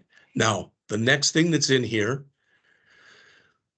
this program that you're in here, AWD, is a software program. This is one of the few places in the book they're going to talk hardware. All right. I'm not a hardware head. Maybe you are. All right. But they will talk about a little bit of stuff that's in here. Now, the big thing to note, and I'm going to show you both of these, is talking about .NET Framework, all right, versus .NET Core, all right? And as they say, .NET Framework is older, and it only supports Windows.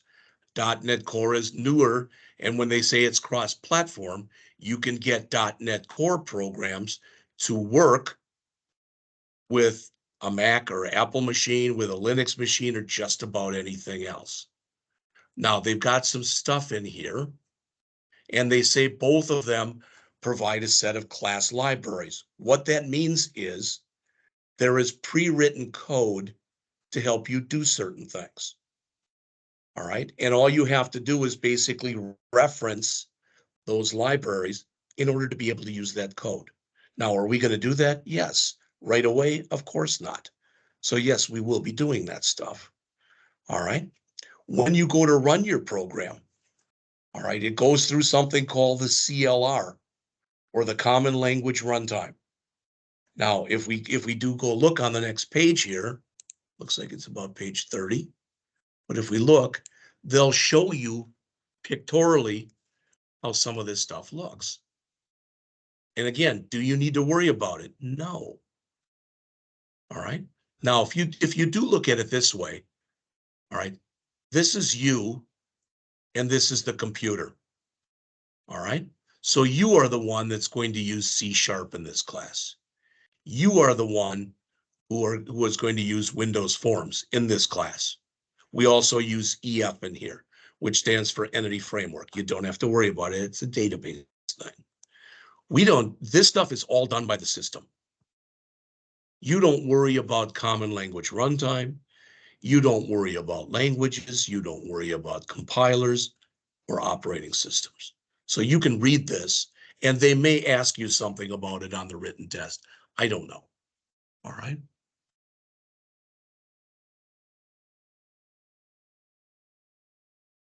Now, we took our last break and we came back at 10:15. So what I'm going to do is I'm going to go till about 5 after or 10 after, then we'll take another break. All right. So this will be the IDE. So let's take a look at it. Don't worry about memorizing anything, please. I've had people tell me that, hey, I'll never be able to memorize this. Who said you have to? All right. Now, again, you'll see this soon enough, but let's go over the major components that are here. Up on the top, as you'd guess, that's a menu. All right. Not all, but some of the menu options are also shown down here as icons. All right. This, and it's marked, this is your toolbox. You may or may not be able to see it or tell, but there's a little push pin right here. There's 3 things here. All right. I think the down arrow will minimize this. The push pin, I'll tell you in a second, and the X will make this go away. The push pin will basically say, hey, I'm going to make it bigger on your screen, and now it'll stay there. You don't have to worry about it. If this push pin isn't pushed in, what you'll see on the side here will be a tab that will say Toolbox. And when you click it, this will come back up again. So you can leave it here on your screen, or you can make it disappear. It's up to you. This area right here, this is called your form designer. This is where you create your form. And do you have to make it this size? No. In fact, you see the little white things here. You can drag down to make something bigger, wider, etc. All right. The area that's down here where there's nothing right now, it's used for a lot of different purposes. If you run your program and you get errors, they're shown in here. If you build your program to get it ready to run and it either works or doesn't work, you get messages in here. All right. This area, this is actually 2 different things.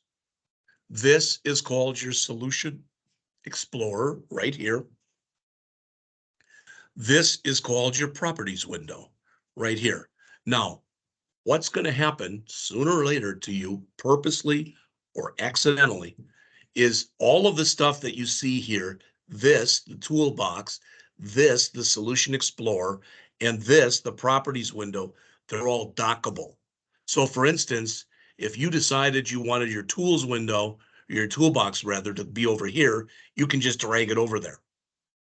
All right. You can move this over on this side, etc. You can do that. And I'm going to do that later on purpose and show you, if you say, I wish I wouldn't have done that, how you can undo it. All right. So we'll go through all that stuff. All right. Now I'm going to mention something to you. It's probably not going to make a boatload of sense, and don't worry if it doesn't. All right. This is a form. And you'll notice right here, it says FRM investment. All right. Well, that is the name of this form. By default, when you create a new form, it's going to be called form1.cs, CS for C#. And you can change the name. I'll show you how to do it. It's real simple. Typically, the way you'll change it is you'll just double click on it, or you'll right mouse click on it and choose rename. All right. These are files that go along with the form. There's some system files. We're not going to talk about them right now. All right. The only other thing I want to mention in here is you see solution right here, the word solution, and you see this thing that says financial calculations. Every time you create a C# application, that application must be connected to some kind of a solution. All right. The C# application that you create, each application is known as a project. So your project sits inside of your solution. It is totally permissible to have multiple projects in the same solution. And there's reasons that you might want to do that. All right. And again, if that doesn't really make a lot of sense, please don't let it bother you right now. I'm just trying to hit a few of the highlights here. All right. As it says, Visual Studio can be used with other languages, and they'll talk about that in a bit if they haven't already.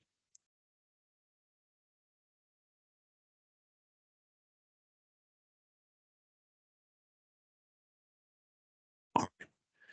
So this is what happens when you go to run a program. Now, I didn't show you this. Hopefully I can do that. Let's see. Yep. But to run a program, so if I have my program up here, there's no code in it, et cetera. No, I haven't entered anything. But when I want it to run, I click this green button right here. Or I can choose build, and there's a way to do it from there as well. And there's probably other ways. Literally 100% of the time, this is what I use, is right here. And what's going to happen in here, you probably know this, you may not know this, I don't know. But the only thing that the computer actually understands are series of zeros and ones. The first computer programming language was machine language, and it all was zeros and ones. So even though we put this stuff in and it's very English-like, once we click calculate or exit or whatever to tell the computer to do something, it has to convert all of our instructions into the zeros and ones that the computer understands. All right. And the reason I'm bringing that up is if you look in here, and again, I'm not reading to you. All right. But they explain here what's going on. So you do this, you're in Visual Studio. All right, you're using the IDE, you use the compiler, and when you use the compiler and you run the program, it's going to create an assembly for you. All right, this is called either intermediate language, IL, but it's also referred to as Microsoft Intermediate Language, MSIL, and it's usually called Missile. All right, then it's going to basically be set up for the common language runtime. In here is where they're going to convert it to what the computer can understand. All right. So you can read this yourselves. And again, you may be asked this on the written tests. I don't remember. All right.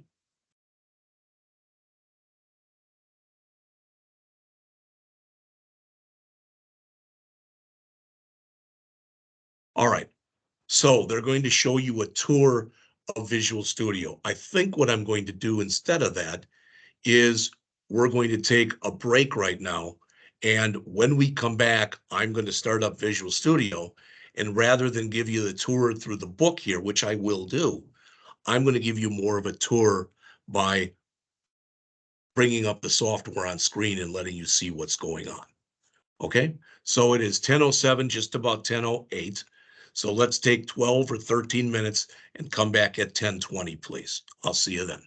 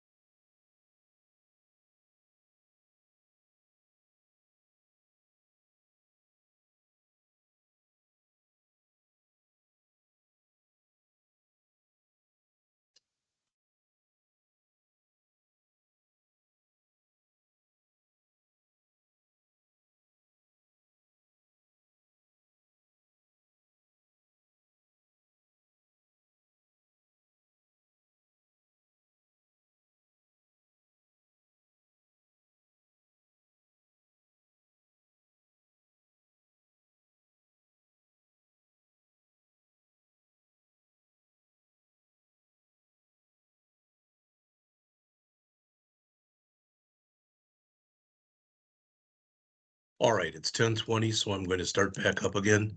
4 of you have already sent me messages that you either do or do not want a copy of the book, and I appreciate that. So that's 4 of 17. I think there's about 7 or 8 of you watching now. So the rest of you, if you could try to do it today, that would be great. And anybody watching online, if you didn't hear this earlier, by Sunday, this is how I'm going to mark you here or not here this week, or I plan to at least.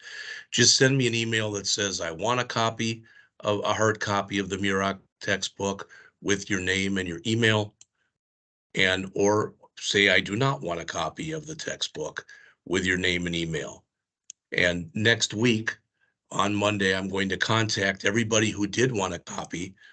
All right, I'll have a list, and if say there's 6 of you, and I will contact the guy from the bookstore and tell him to send 6 over here.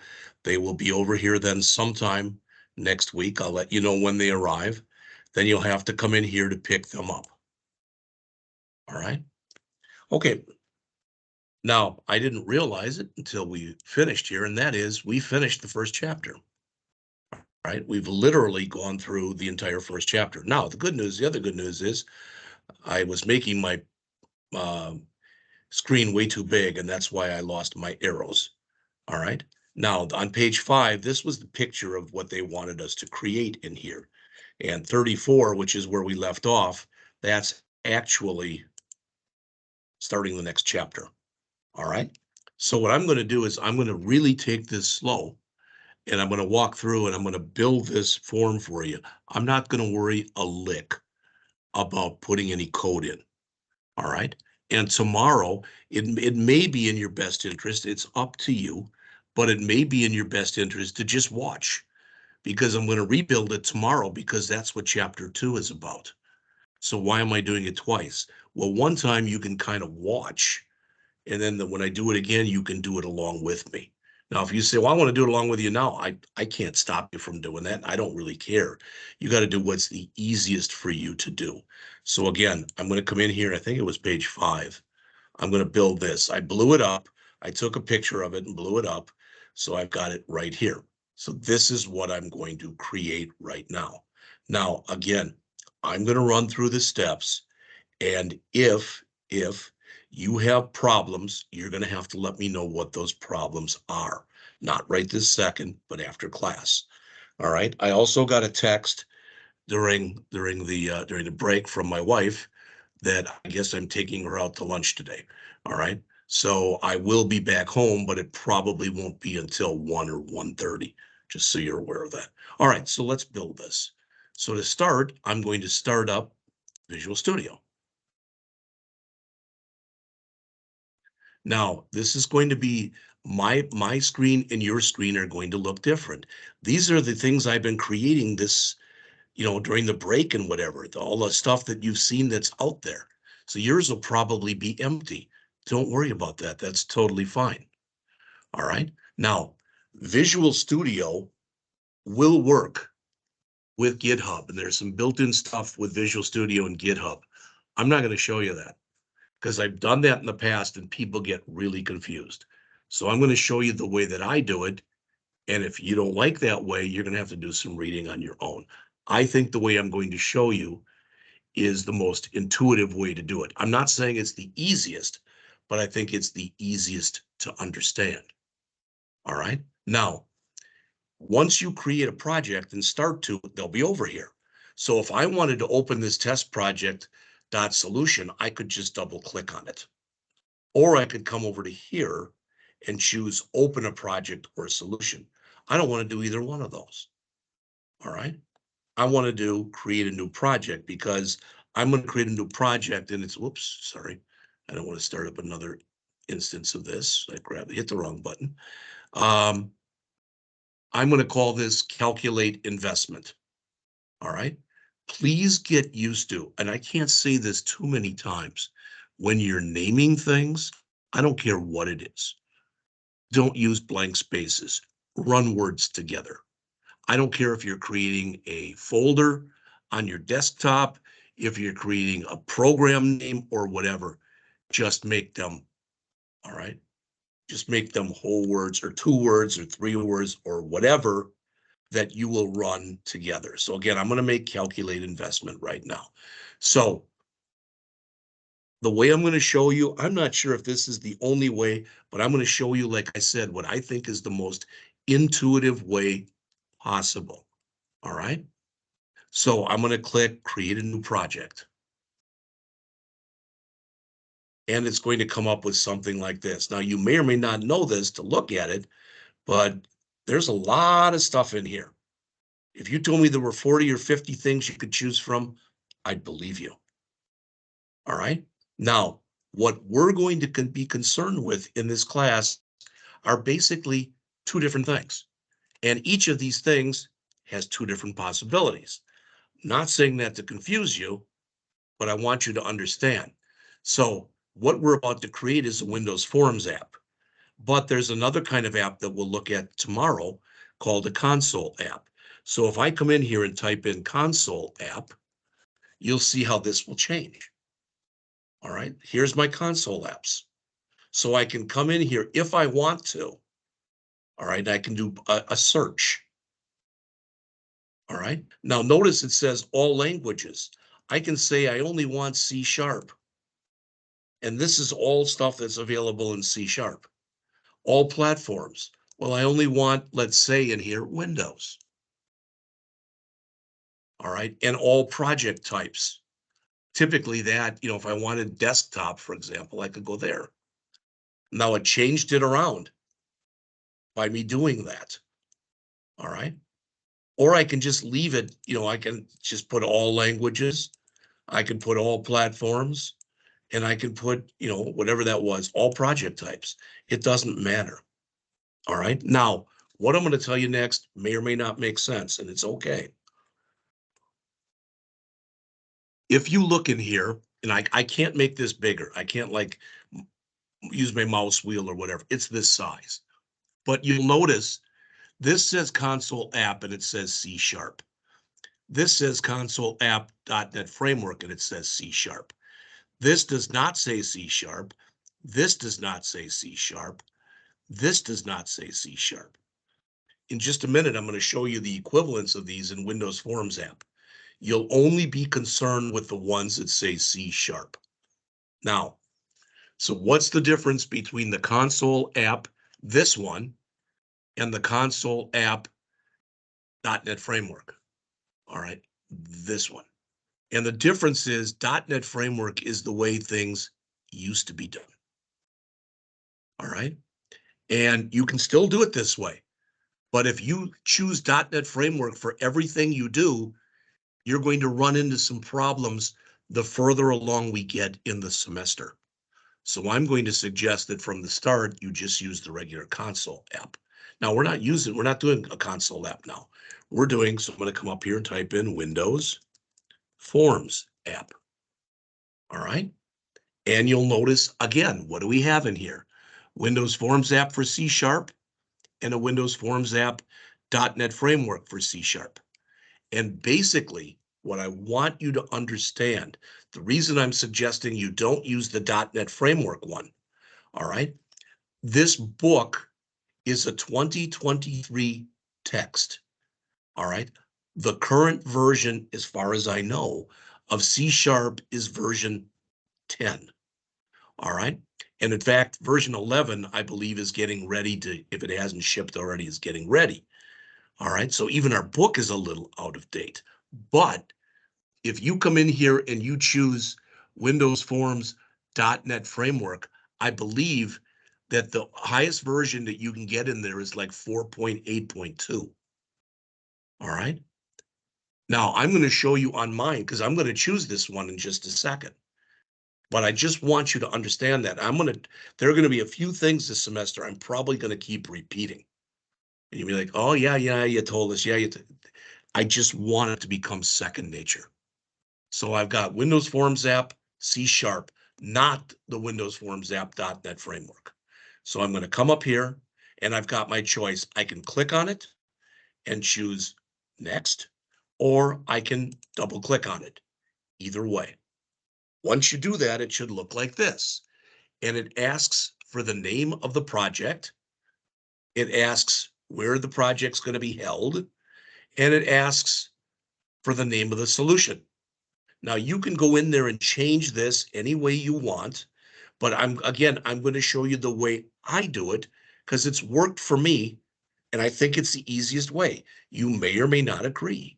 Again, I'm going to put a folder on my desktop right here that I'm going to call Calculate Investment. I'm going to run the two words together, CALCULATE with a capital C, investment with a capital I. All right, so I've got a folder now on my desktop called Calculate Investment. Okay, all right. Why did I do that? I'm going to show you. So right now, I'm going to call, if you only have one project that you are creating under a solution, sometimes people give them the same name. All right, but I'll just show you how I oftentimes do it. And that is, again, this is Calculate Solution. So I'm going to call this one, or I'm sorry, Calculate Investment. I'm going to call this one Calculate, CALCULATE, Investment, and I put GUI on the end, GUI, Graphical User Interface. In other words, it's a Forms app. So I call this one Calculate Investment GUI. And you'll notice that's the name of my project. And remember, a project exists inside of a solution. So it gave my solution the same name. It called it Calculate Investment GUI. Well, maybe I want to come back later and write this again as a console app. So all I'm going to do here is remove the GUI from here. So I have a project name of Calculate Investment GUI. I've got a solution name of Calculate Investment. And for my location, I'm going to click this ellipsis here, the box with the three dots. I'm going to go over to my desktop, and there's Calculate Investment. All right, so I clicked on that, and I'm choosing Select Folder. And now I've got everything set up. Calculate Investment GUI is the name of my project. It's going to be in a folder called Calculate Investment, and my solution name is Calculate Investment. There's absolutely nothing wrong with having a folder and the solution with the same name. There's actually nothing wrong with making all of them the same name. All right, I'm going to click Next again. Now, this is the most important screen that you've seen thus far. What do I mean? If we had chosen right here, if we had chosen, all right, if we had come in here and had chosen .NET Framework, this would say something like 4.8.2. But notice we've got for .NET 8, or that's what I have. clicking the down arrow, it shows other things. It shows an old one that you really shouldn't use anymore. It shows 6.0 and it shows 8.0. Yours may be different. You may get an error when you do this that tells you you have to download an SDK. If you get that error, it should give you steps to follow that. All right. And if you're doing that, if you go through there and if you're doing that, all right, I chose 8.0. What does that mean? There's a few times in this book, more than a few times, they're going to say that this is only available in 9.0 or 10.0. So I can't use those. So when you put in your framework, if you want to choose 9.0 or 10.0, you can. I'm going to keep mine here because this is the long-term support version. All right. So with that chosen, .NET 8.0, I'm going to click Create again.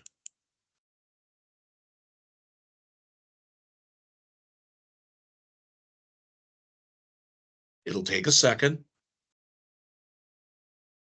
It actually takes longer when you don't choose the .NET framework. It takes longer for this to come up.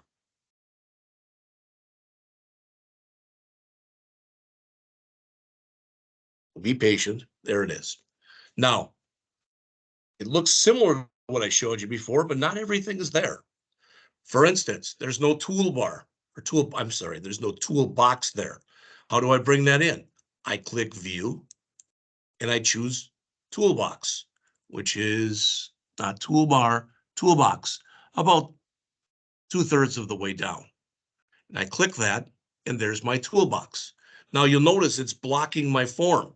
And I mentioned there's this little push pin here. If I click on that, that's what it does. Now I can make this wider or narrower if I want to. Okay, so this is my toolbox. This is my form design area. This is going to be my area that will show errors, etc.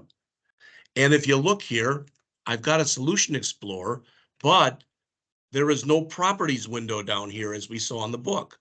It's missing. How do I get that back? The same way. I choose View, and down near the very bottom, there's Properties window. And now they're both here. All right. And again, I'm going to try to finish today by by no later than 11:30 and probably earlier than that. All right. And feel free to try this stuff. And if you do it and something doesn't work, get a hold of me right away, please. All right. Now I'm going to go over the tools in just a minute, but before I do, there's the solution we made, calculate investment. There's the project we made, calculate investment GUI. It has some dependencies in there. We're not going to worry about those for right now. All right. They're just some automatic system things that we have to deal with. This is our form. This is this. And actually, there's two versions of it. I'm going to show you that in a minute. All right. So the first thing I'm going to do is I'm going to change the name of this form from form1.cs, which is a dumb name, to FRM calculate investment.cs. And I'm going to do it by right mouse clicking and choosing rename. And notice it doesn't highlight the .cs. Don't get rid of that. So I'm going to type in here, lowercase FRM for form. And then again, running it together, calculate investment. Now I'm going to hit enter. Most of the time, and I think it'll do it here, it's going to come back and it's going to give me a little dialogue right in here. And it's going to say, do you want to change everything that's referenced in this program from form 1 to FRM calculate investment? And I do. So I hit that, and that's what it's asking me. You're renaming. Yes. And it changed this file and these two files below it. So this file, again, is this. Just so you see this, I'm going to come right back out of it. If I right mouse click in the form here and choose view code, that's the code for the file. I'll make it bigger. That I can make bigger. All right. So here's my form. Here's the code for the form. Now, there's two other files here. And then there's this one. Let's talk about all three. The first one says FRM calculate investment designer.cs. I don't expect you to understand what any of this means, but notice what it says. This was generated for you automatically. And what that means is, if at all possible, don't even open this. All right, what we'll talk about in a much later chapter, you'll notice these three things and then they're gray. Those are called XML comments. We don't have to talk about them now. All right, but these are going to be some system things that are going to be set up for you automatically. I'm going to close that. And I'm going to open the other one that says FRM calculate investment.resx. That looks a little weird, but for lack of better words, for now at least, okay, these are just more system settings. You shouldn't have to jack with either one of these. Now, there is probably going to it will come a time that you'll rename something and you won't rename it correctly, and you will have to open up this one. All right, and you may even have to make changes, but it should be hopefully few and far between. All right, okay, so let's jump back into here. In fact, let's look at what's on here first. All right, at the top it says namespace, and notice it says calculate investment GUI. Basically, it's letting you know that's the name of your form. I'm being general here, but that's basically what it is. Don't play with that. All right. This is what's referred to as a partial class. What does that mean? That means that if this file gets too big, if you've got way too many lines of code in it, you can break it up into multiple classes with the same name. And each one is a partial class. All right. This is the name of that class. That name is what we just changed our form to. All right. And this says it inherits from a system class that's called form. In other words, there's some stuff in a form that you can now use because we've got that stuff that you see in blue. All right. Do I expect that to make sense? No. And what I'm going to tell you right here with this will make less sense. That thing right there is called a constructor. This will run almost immediately when the program starts. When it calls initialize component, basically what it's going to do is it's going to go through this file and make sure everything that is supposed to be drawn on your screen is drawn on your screen. All right. And there's one more file in here that's called program.cs. Now, tomorrow, maybe we'll go back and we'll rewrite this program, and we will rewrite it as a console app. And when we do that, we won't have any of this form stuff. We'll just have a file called program.cs. So if I double click on this to open it, there's only one line in here you gotta be concerned with, and that is this one. This says when the program starts to run, create a new one of these forms, FRM calculate investment, boom. That'll start the program up and going. All right. Now, I'm going to go back here to this design, and I'm going to build this right now. Okay. So again, what I want to do is I want to take my screen that looks like this, and I want to make it look like this. All right. You may or may not have noticed, and it's kind of hard to read, but at the top of my screen here, it says Form 1. That was the original name of our form. So I'm going to click on the form. I'm going to go over here to my properties area, and it says there, it's got the new name of the form. I'm going to go down to where it says text, right down here. And I'm going to double click on it. And instead of Form 1, I'm going to type in there, calculate investment, and hit enter. And hopefully you can now see I changed what was in there.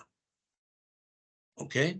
Like I said, I am purposely building this thing very, very incrementally and slow.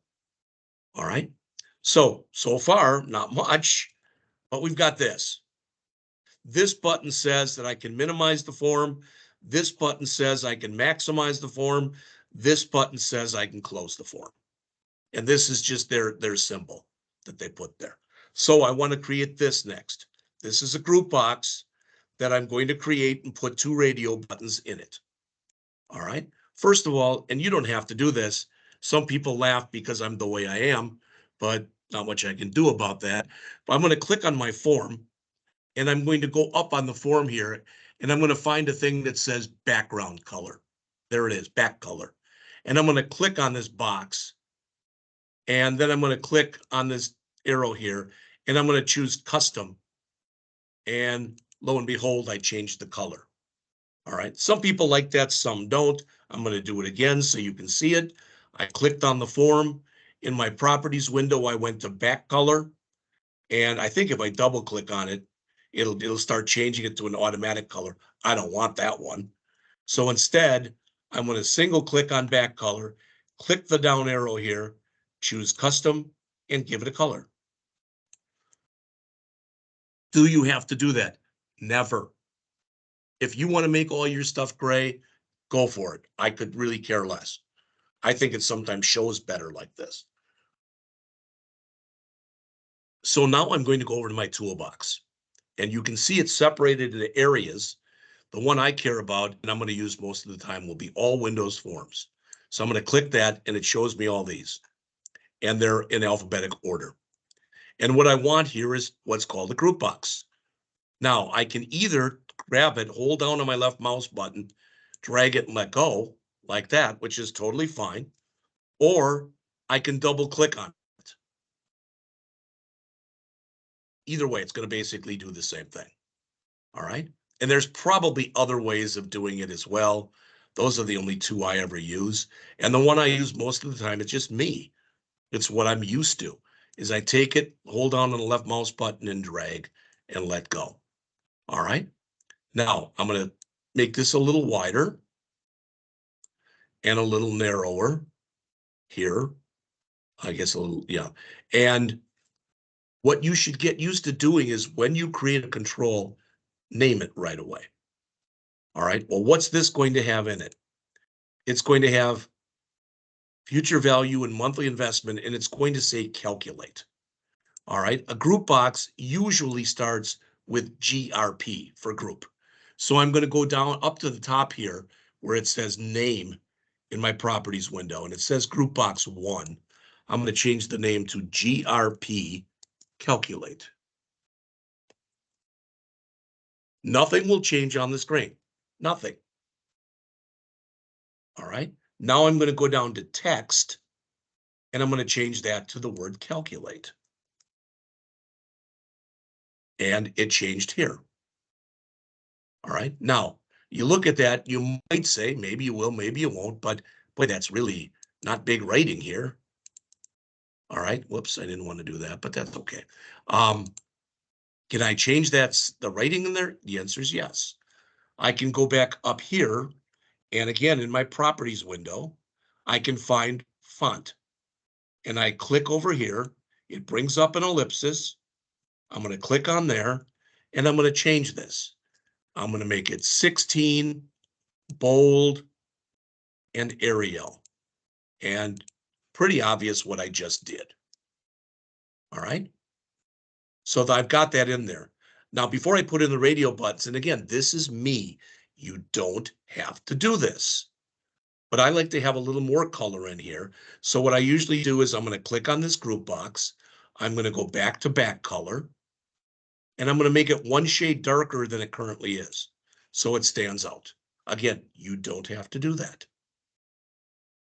Now, I'm going to grab, not a button, I'm going to go down to radio button. All right, I'm going to go down to radio button. And I'm going to drag that in here. There's my first radio button. And then I'm going to drag and put another one in. All right, so again, radio button, boom. Now, what if I didn't want to do it that way? Do I have to? No. I could do, with this radio button highlighted, I could do a Control C and then click in here and do a Control V. You can do that. There's a lot of different ways that you can do the same thing. in here. I'm just telling you that. A lot of different ways. All right. Now, the first radio button said future value. Radio buttons usually start with rad.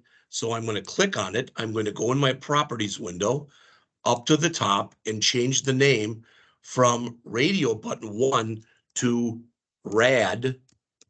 I'm just not with it today, sorry. To rad future value. Again, no blank spaces.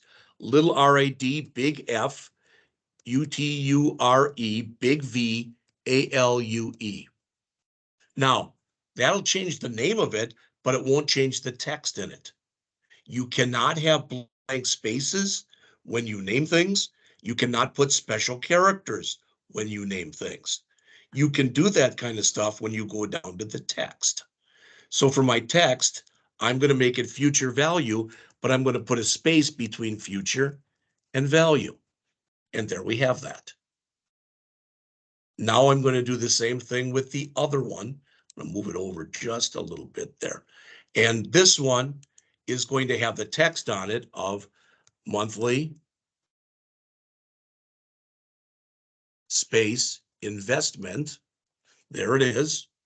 And I'm going to change the name of it to RAD, monthly investment, capital M in monthly, capital I in investment. So now I've got my two radio buttons in there. They're not going to do a darn thing when the program runs, and I don't care. All right, it's fine the way it is. Now next, and this is a weird thing. I don't know why Microsoft sets it up like this, but they do. All right, I'm going to next put in these 4 labels. Okay. Now, when you make a label, so I'm going to take that label and drag it out. You can see how little it is. And I'll just make it bigger. No, it won't let me make it bigger unless you change a property on it. And to me, like I said, you have to go down to your properties window for your label. Each of these has their own properties window. So from the label, you've got to go down to where it says auto size. Now it's set to true, so you think you could auto size it, but I want it to be false. I can click here, click the down arrow and choose false, or I can just double click on it. And notice now I can change the size. All right, just like the one up here, I'm going to change the color too. I'm going to make it a shade darker. All right, so there's my first label. And I'm going to copy this down. So I copied and just made 3 more. 1, 2, 3. Sometimes when you create this stuff, you're just eyeballing it. When you want to line stuff up, maybe you noticed it'll try to give you some guidelines here to do that. All right. Now, a couple things. First of all, I want to change these, and I could change them one at a time. I could wait and change everything in the format one time, but I'm going to do what's called lasso these 4 controls. I'm putting my mouse here. I'm holding down on the left mouse button and I'm dragging. That's called lassoing those controls. And they're all highlighted now. So I'm going to go over, and like I did before, I'm going to go over to font, and I'm going to again set it to 16, bold, and Arial. All right, now I've made those bigger. Of course, I don't want them to say label 1, label 2, label 3, and label 4. I'll fix that in a minute. But I would like all of them to be centered. That's just the way I want to do this one. I don't know if they do it like that in the book or not. I don't care. So I'm going to go down with all 4 of these highlighted. I'm going to go down to where it says text align, and it says top left. This is another weird thing that Microsoft does. They give you a picture. And I want the one right in the middle. So now my labels are centered. All right. Now I'm going to go back and change everything in just a bit. Not only do I want 4 labels, I want 4 text boxes. So I'm going to come down here to text box. And again, I'm going to come in, take it and drag it. These are real thin, as you can see. I'm going to make it bigger, and I'm going to copy that 3 times. So what am I doing right now? I'm building my GUI. That's exactly what I'm doing. I'm building the graphical user interface that's used by the program. All right. Now I could have waited and highlighted all these. All right. But I'm just going to do it here. And again, I'm going to go to font, and I'm going to make it 16 bold and Arial.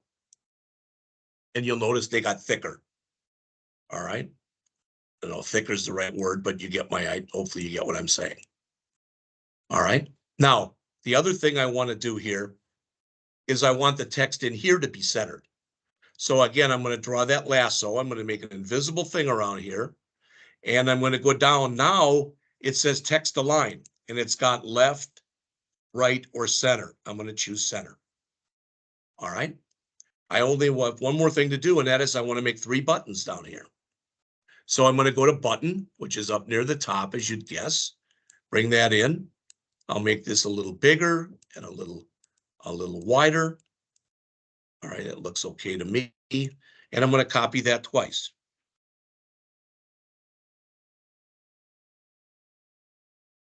All right, and those are my 3 buttons.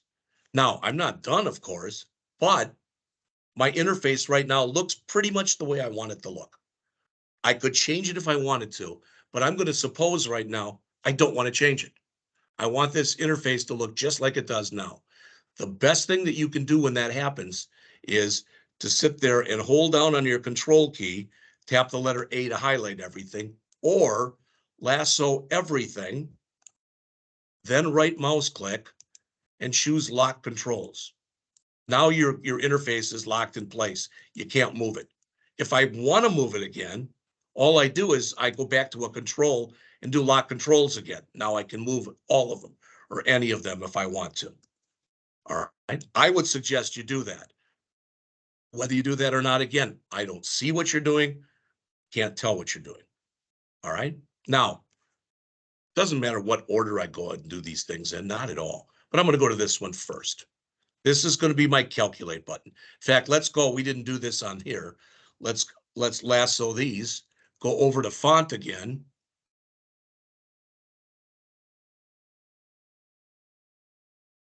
And again, choose 16 bold and Arial. And I mentioned this before, but I'm going to say it again. If I had wanted to, I could highlight this whole thing and then set the font. I could have just done it like that as opposed to the way I did it. So again, there's always a lot of ways you can do the same thing in here. All right. Okay. So we've got that. This first button, I'm going to rename it BTN Calculate with a capital C. Buttons start with BTN. These are Microsoft naming conventions.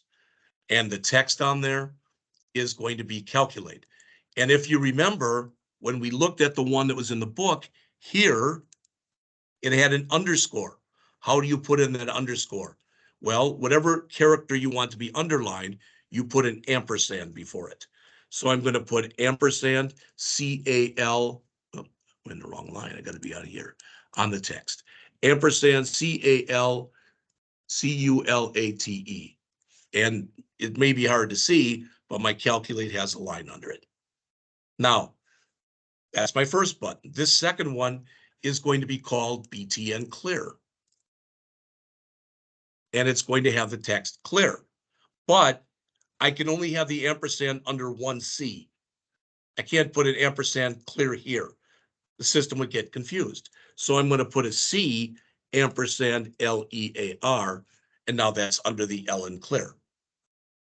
Finally, I'm going to go back to this one here, and I'm going to change the name to BTN Exit, and I'm going to change the text. This is kind of, again, a convention, and that is you do E ampersand XIT, so it's the X that's underlined. That means that eventually I've got to have my choice here. I can either, when the program runs, I can either click on calculate, it should run the code, or I can do an Alt-C to do it. All right. And the same kind of thing here. All right, so we've got that done. So let's do our labels next. Monthly investment, yearly interest rate. So this will be, you start labels with LBL for label. So LBL, monthly investment. And down here, I'm going to put for my text, monthly investment. And I'll put a colon on the end. Okay, so there's that. This, I think, was yearly interest rate. It is.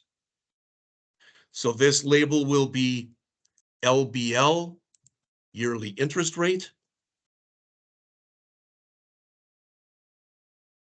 And I will put the text in there of yearly interest rate. It might be that I have to widen this out.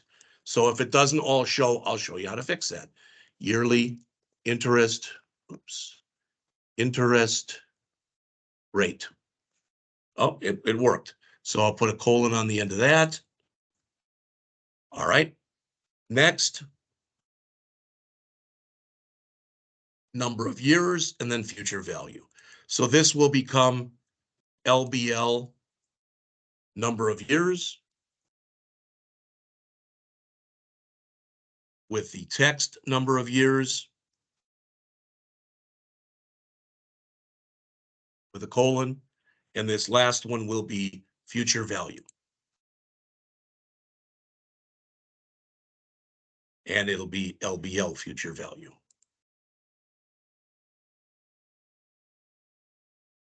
Now, I want to mention something here. That is, our author, not always, but at least most of the time, the author will not rename their labels. He'll just keep them as, for the name, as label one, labeled. I don't like doing that. You can do that if you want to. All right. But everything else should be renamed.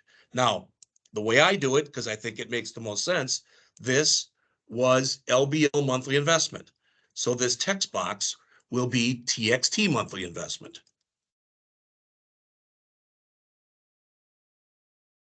And they'll have no code inside of it. This was LBL yearly interest rate.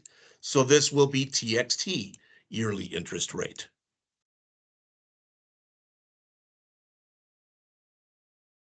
All right, this was LBL number of years. So this will be TXT number of years. And finally, this was LBL future value. So this will be TXT future value. And I always suggest that you name your controls immediately. I'm going to show you why, just not right now. All right. Now, if I want to make sure that everything's been renamed, I can go over here to my properties window. I'm going to make it a little bigger. And notice it's got the form highlighted. It doesn't matter what is. But if I click this down arrow on the end, those are all my controls. So I can look and say, yep, everything in here. There's nothing called like label one or text box one or whatever. Everything's been renamed. All right. So that's good. That's a good start. Now I'm going to show you just a couple more things. The first is, if I run the program right now, you should always get used to doing a file save all before you run it. It's just a good practice. All right. And I'm going to click this green thing right here. By default, oh, it says I had errors. Okay, well, there's my errors. And it says the form does not contain something for group calculate enter and no accessible extension method. That's interesting. All right, well, let's look. All right, I accidentally put that in there. I'm going to remove it, so that'll fix that error. All right, that was what I wanted to show you, but I just don't want to go through it now. Should run now. There. But notice where it put it.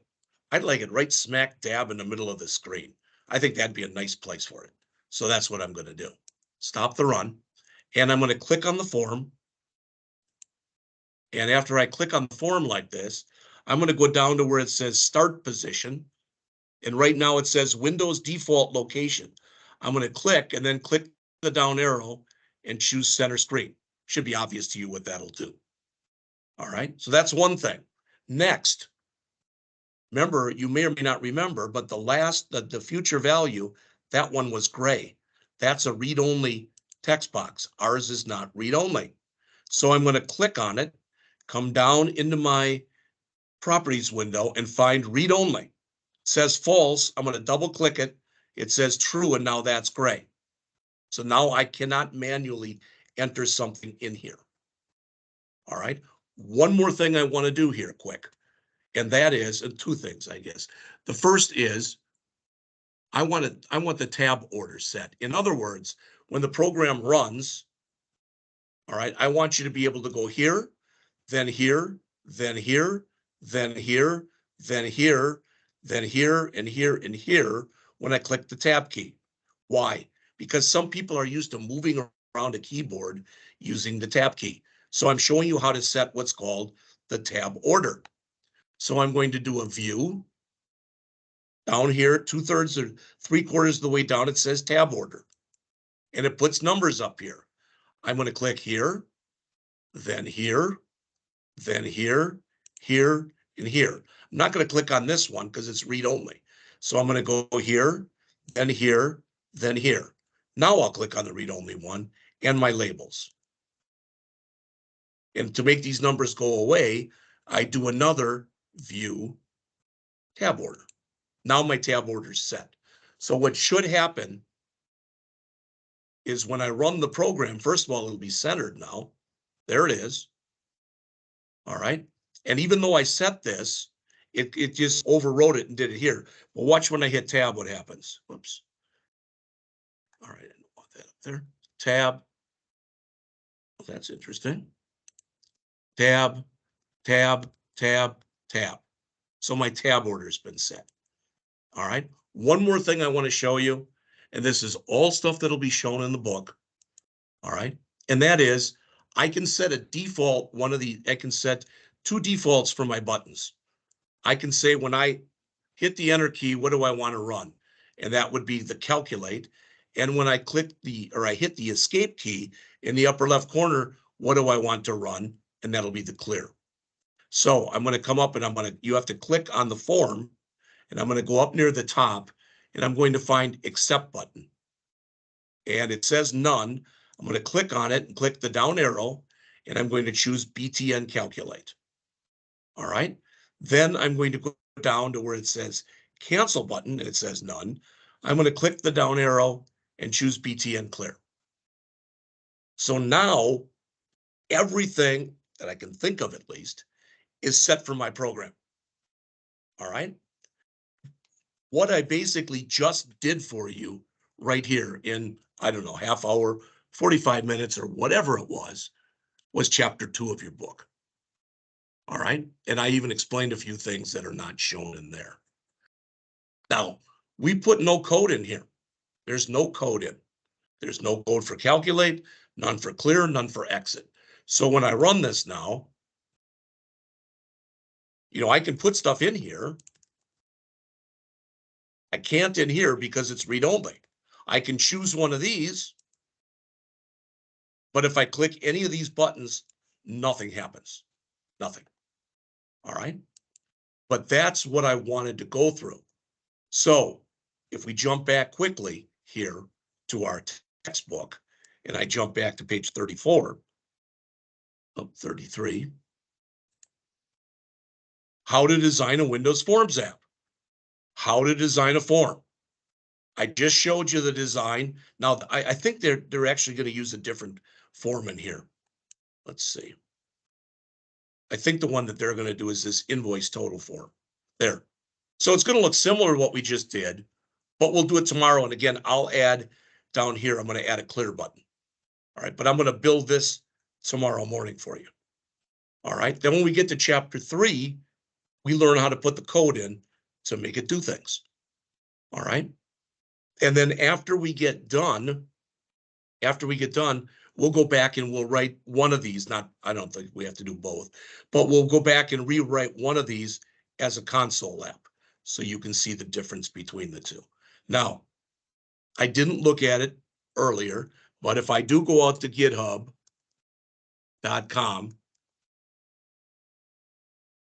Oops. Well, I don't know what it did, but still got that garbage in here. So I have to figure out how to get out of there and have it show me. All right. I will do that by tomorrow morning. All right. But I tried just getting out. I tried clicking a bunch of the buttons. It didn't like anything. If I put numbers in here, they won't be the right numbers. See, it's just going to say invalid one because it sent that out to Howdy World at rankin.edu. And I should have actually put there at insiderankin.org. All right. So I got to figure out how to get out of this. It probably is a way that's not hard. That's why I probably can't figure it out. Back, forward. But I thought it would have gotten me out by coming here. Not signed in, sign in again. Customize, close this profile. Okay, let's see if that did it.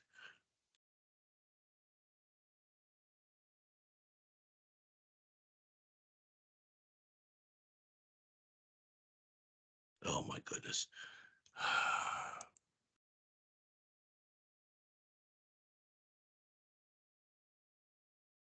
I want to just get in as me. Profile, manage Chrome profiles. No, that's for Chrome. That's not what I want.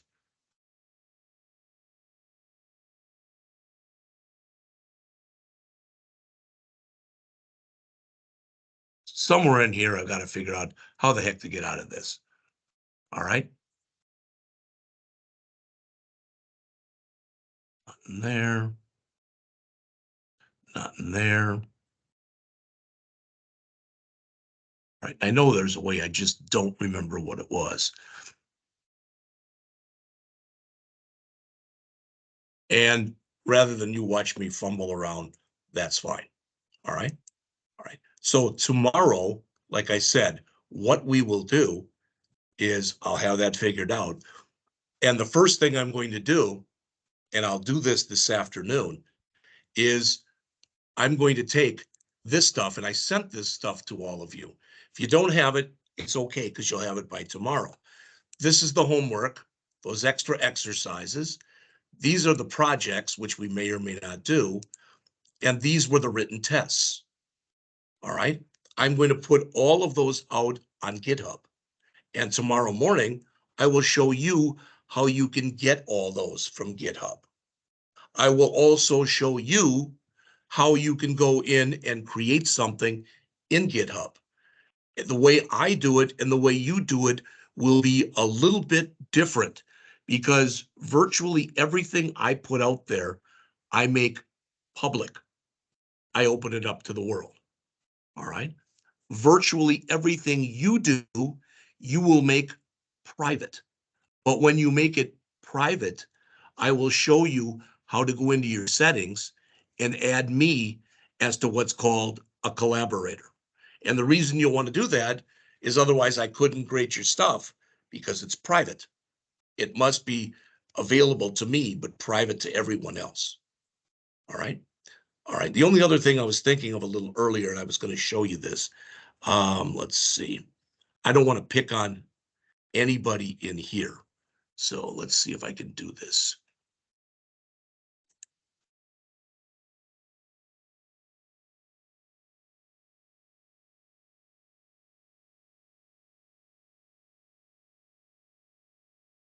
Neat.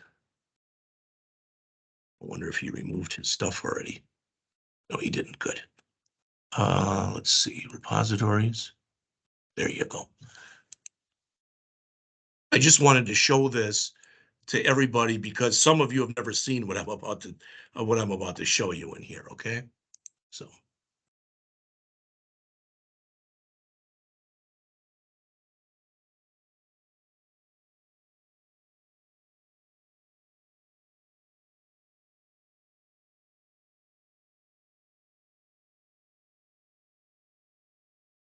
At the end of the semester, and it's worth about 10, 15% of your grade. I don't know exactly what. Everybody is required to create an electronic portfolio. This is the kind of thing that you would take and show to a prospective employer. What what we are finding out today is with these prospective employers, they don't just want to see a resume. They want to see samples of your work. So Andrew just graduated in December. He's a very interesting person, very nice guy. He's a full-time paramedic. And I'm hoping, because he's so talented, that he got into this program because he wants to do this for a living. So let's see. Chrome should be good. All right. Oh, this is his old copy. Okay, that's fine. There's his resume. There's Andrew. All right. And you can work your way around in here. All right. So here's an about page. Here's a why hire me, where he's got some stuff in here. Here's stuff he's worked on. He put references in. He's also a veteran, and these are some of the people I believe that he served with. And there's a contact thing. Now, I don't expect any of you to understand that, and how the heck would I make this? All right. But just so you know, and many of you, if you took the class with me last semester, you know, but I use a package that's called MobiRise. All right. It's called mobirise.com. And if I go out here to mobirise.com, it's free software, free drag and drop, and that's all it is. You can build something literally very nice within a matter of minutes.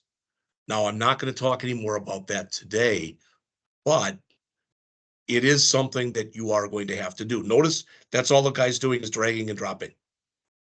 Now, of course, you'd want to go in and make changes to it, but I'm talking about for building something, you can build it within a matter of seconds. All right, put your own pictures and your own text, etc. in there. That's all stuff that you will be doing. All right, so to summarize what we did today, please go back if you had any problems installing C#, anything at all, let me know. All right. Then make sure do the same thing with Git and the same thing with GitHub. Make sure you let me know. If you want to, you don't have to do this, but if you want to, if you weren't following along, go back and watch this 45 minutes or so. All right. And see if you can build this. All right. Now, I'm not going to put the code in to calculate, but let's put the rest of the code in because we can do it fairly quickly. All right, so that'll be my calculate. So the calculate, why didn't that come up? All right, does not contain a definition. Oh my goodness, why is it doing this?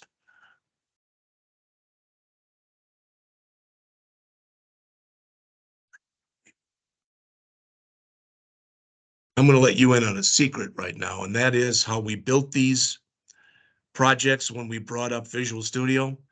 This is the first time I'm going through here, and from the start, when we create a new project, telling people to do, for example, with what we're doing with Windows Forms.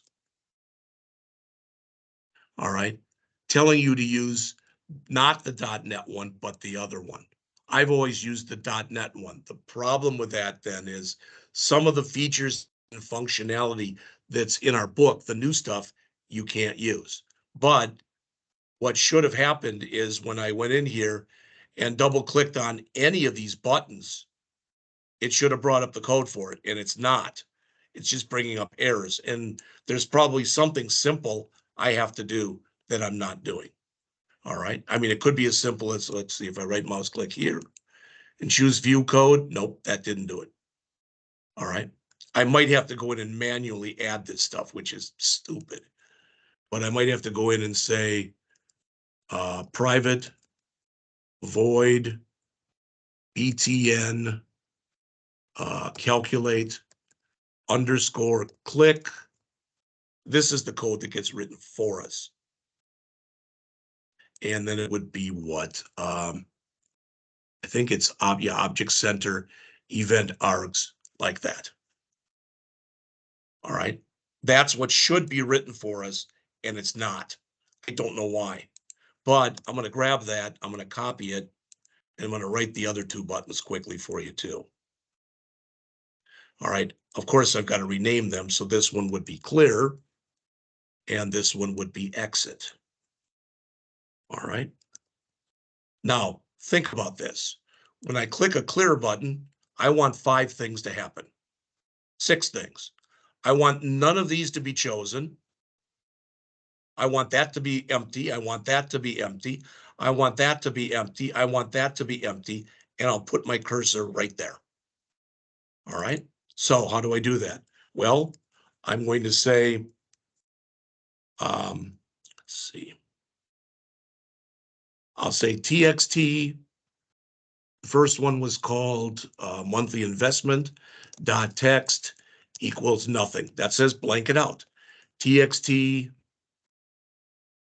yearly interest rate dot text equals nothing. TXT number of years dot text equals nothing. And and TXT future value dot text equals nothing. Now you may or may not have noticed I have a little typo there. That N shouldn't be capitalized. So not that this is magical, but just so you see this, if I come back over here and I go, it was my interest rate here, I believe. I'm going to change this manually. I'm going to make that big N that you see there into a small n and hit enter. Now I'm going to go back to my code and you can see it changed it for me. All right. Finally, I'm going to say TXT. What was first again? Monthly investment.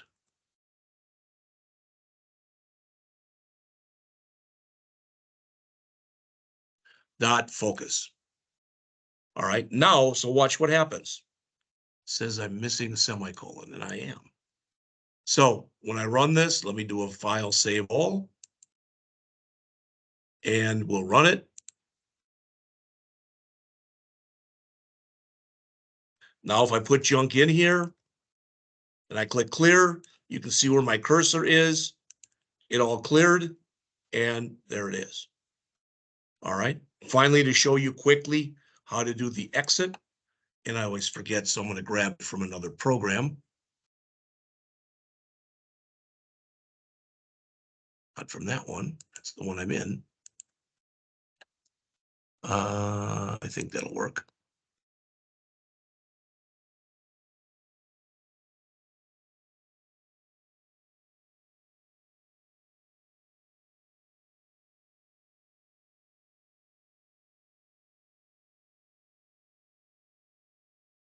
There it is.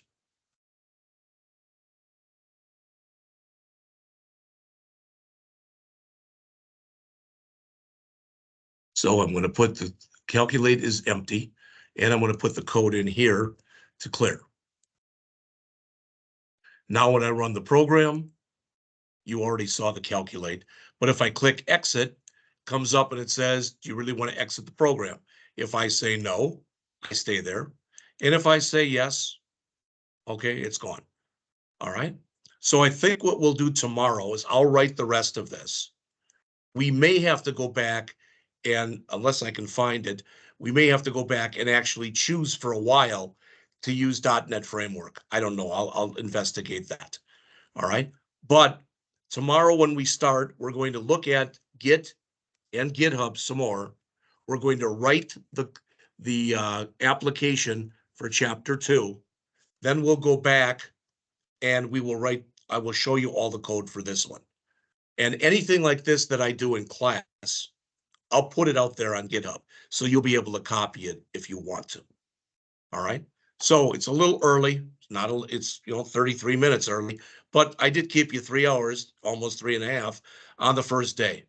All right. So again, if you have questions on anything I have done, anything, all right, let me know. Email me.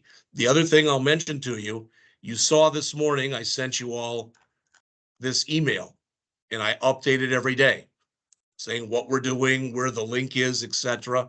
And I have another one I create as well that says, this is what we did today. So you'll get that one from me later on today. All right.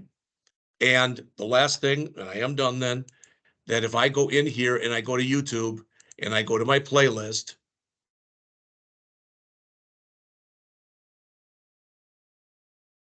not a big thing. I just want you to know this. All right. There's the playlist. So what's in there right now is I went from oldest to newest.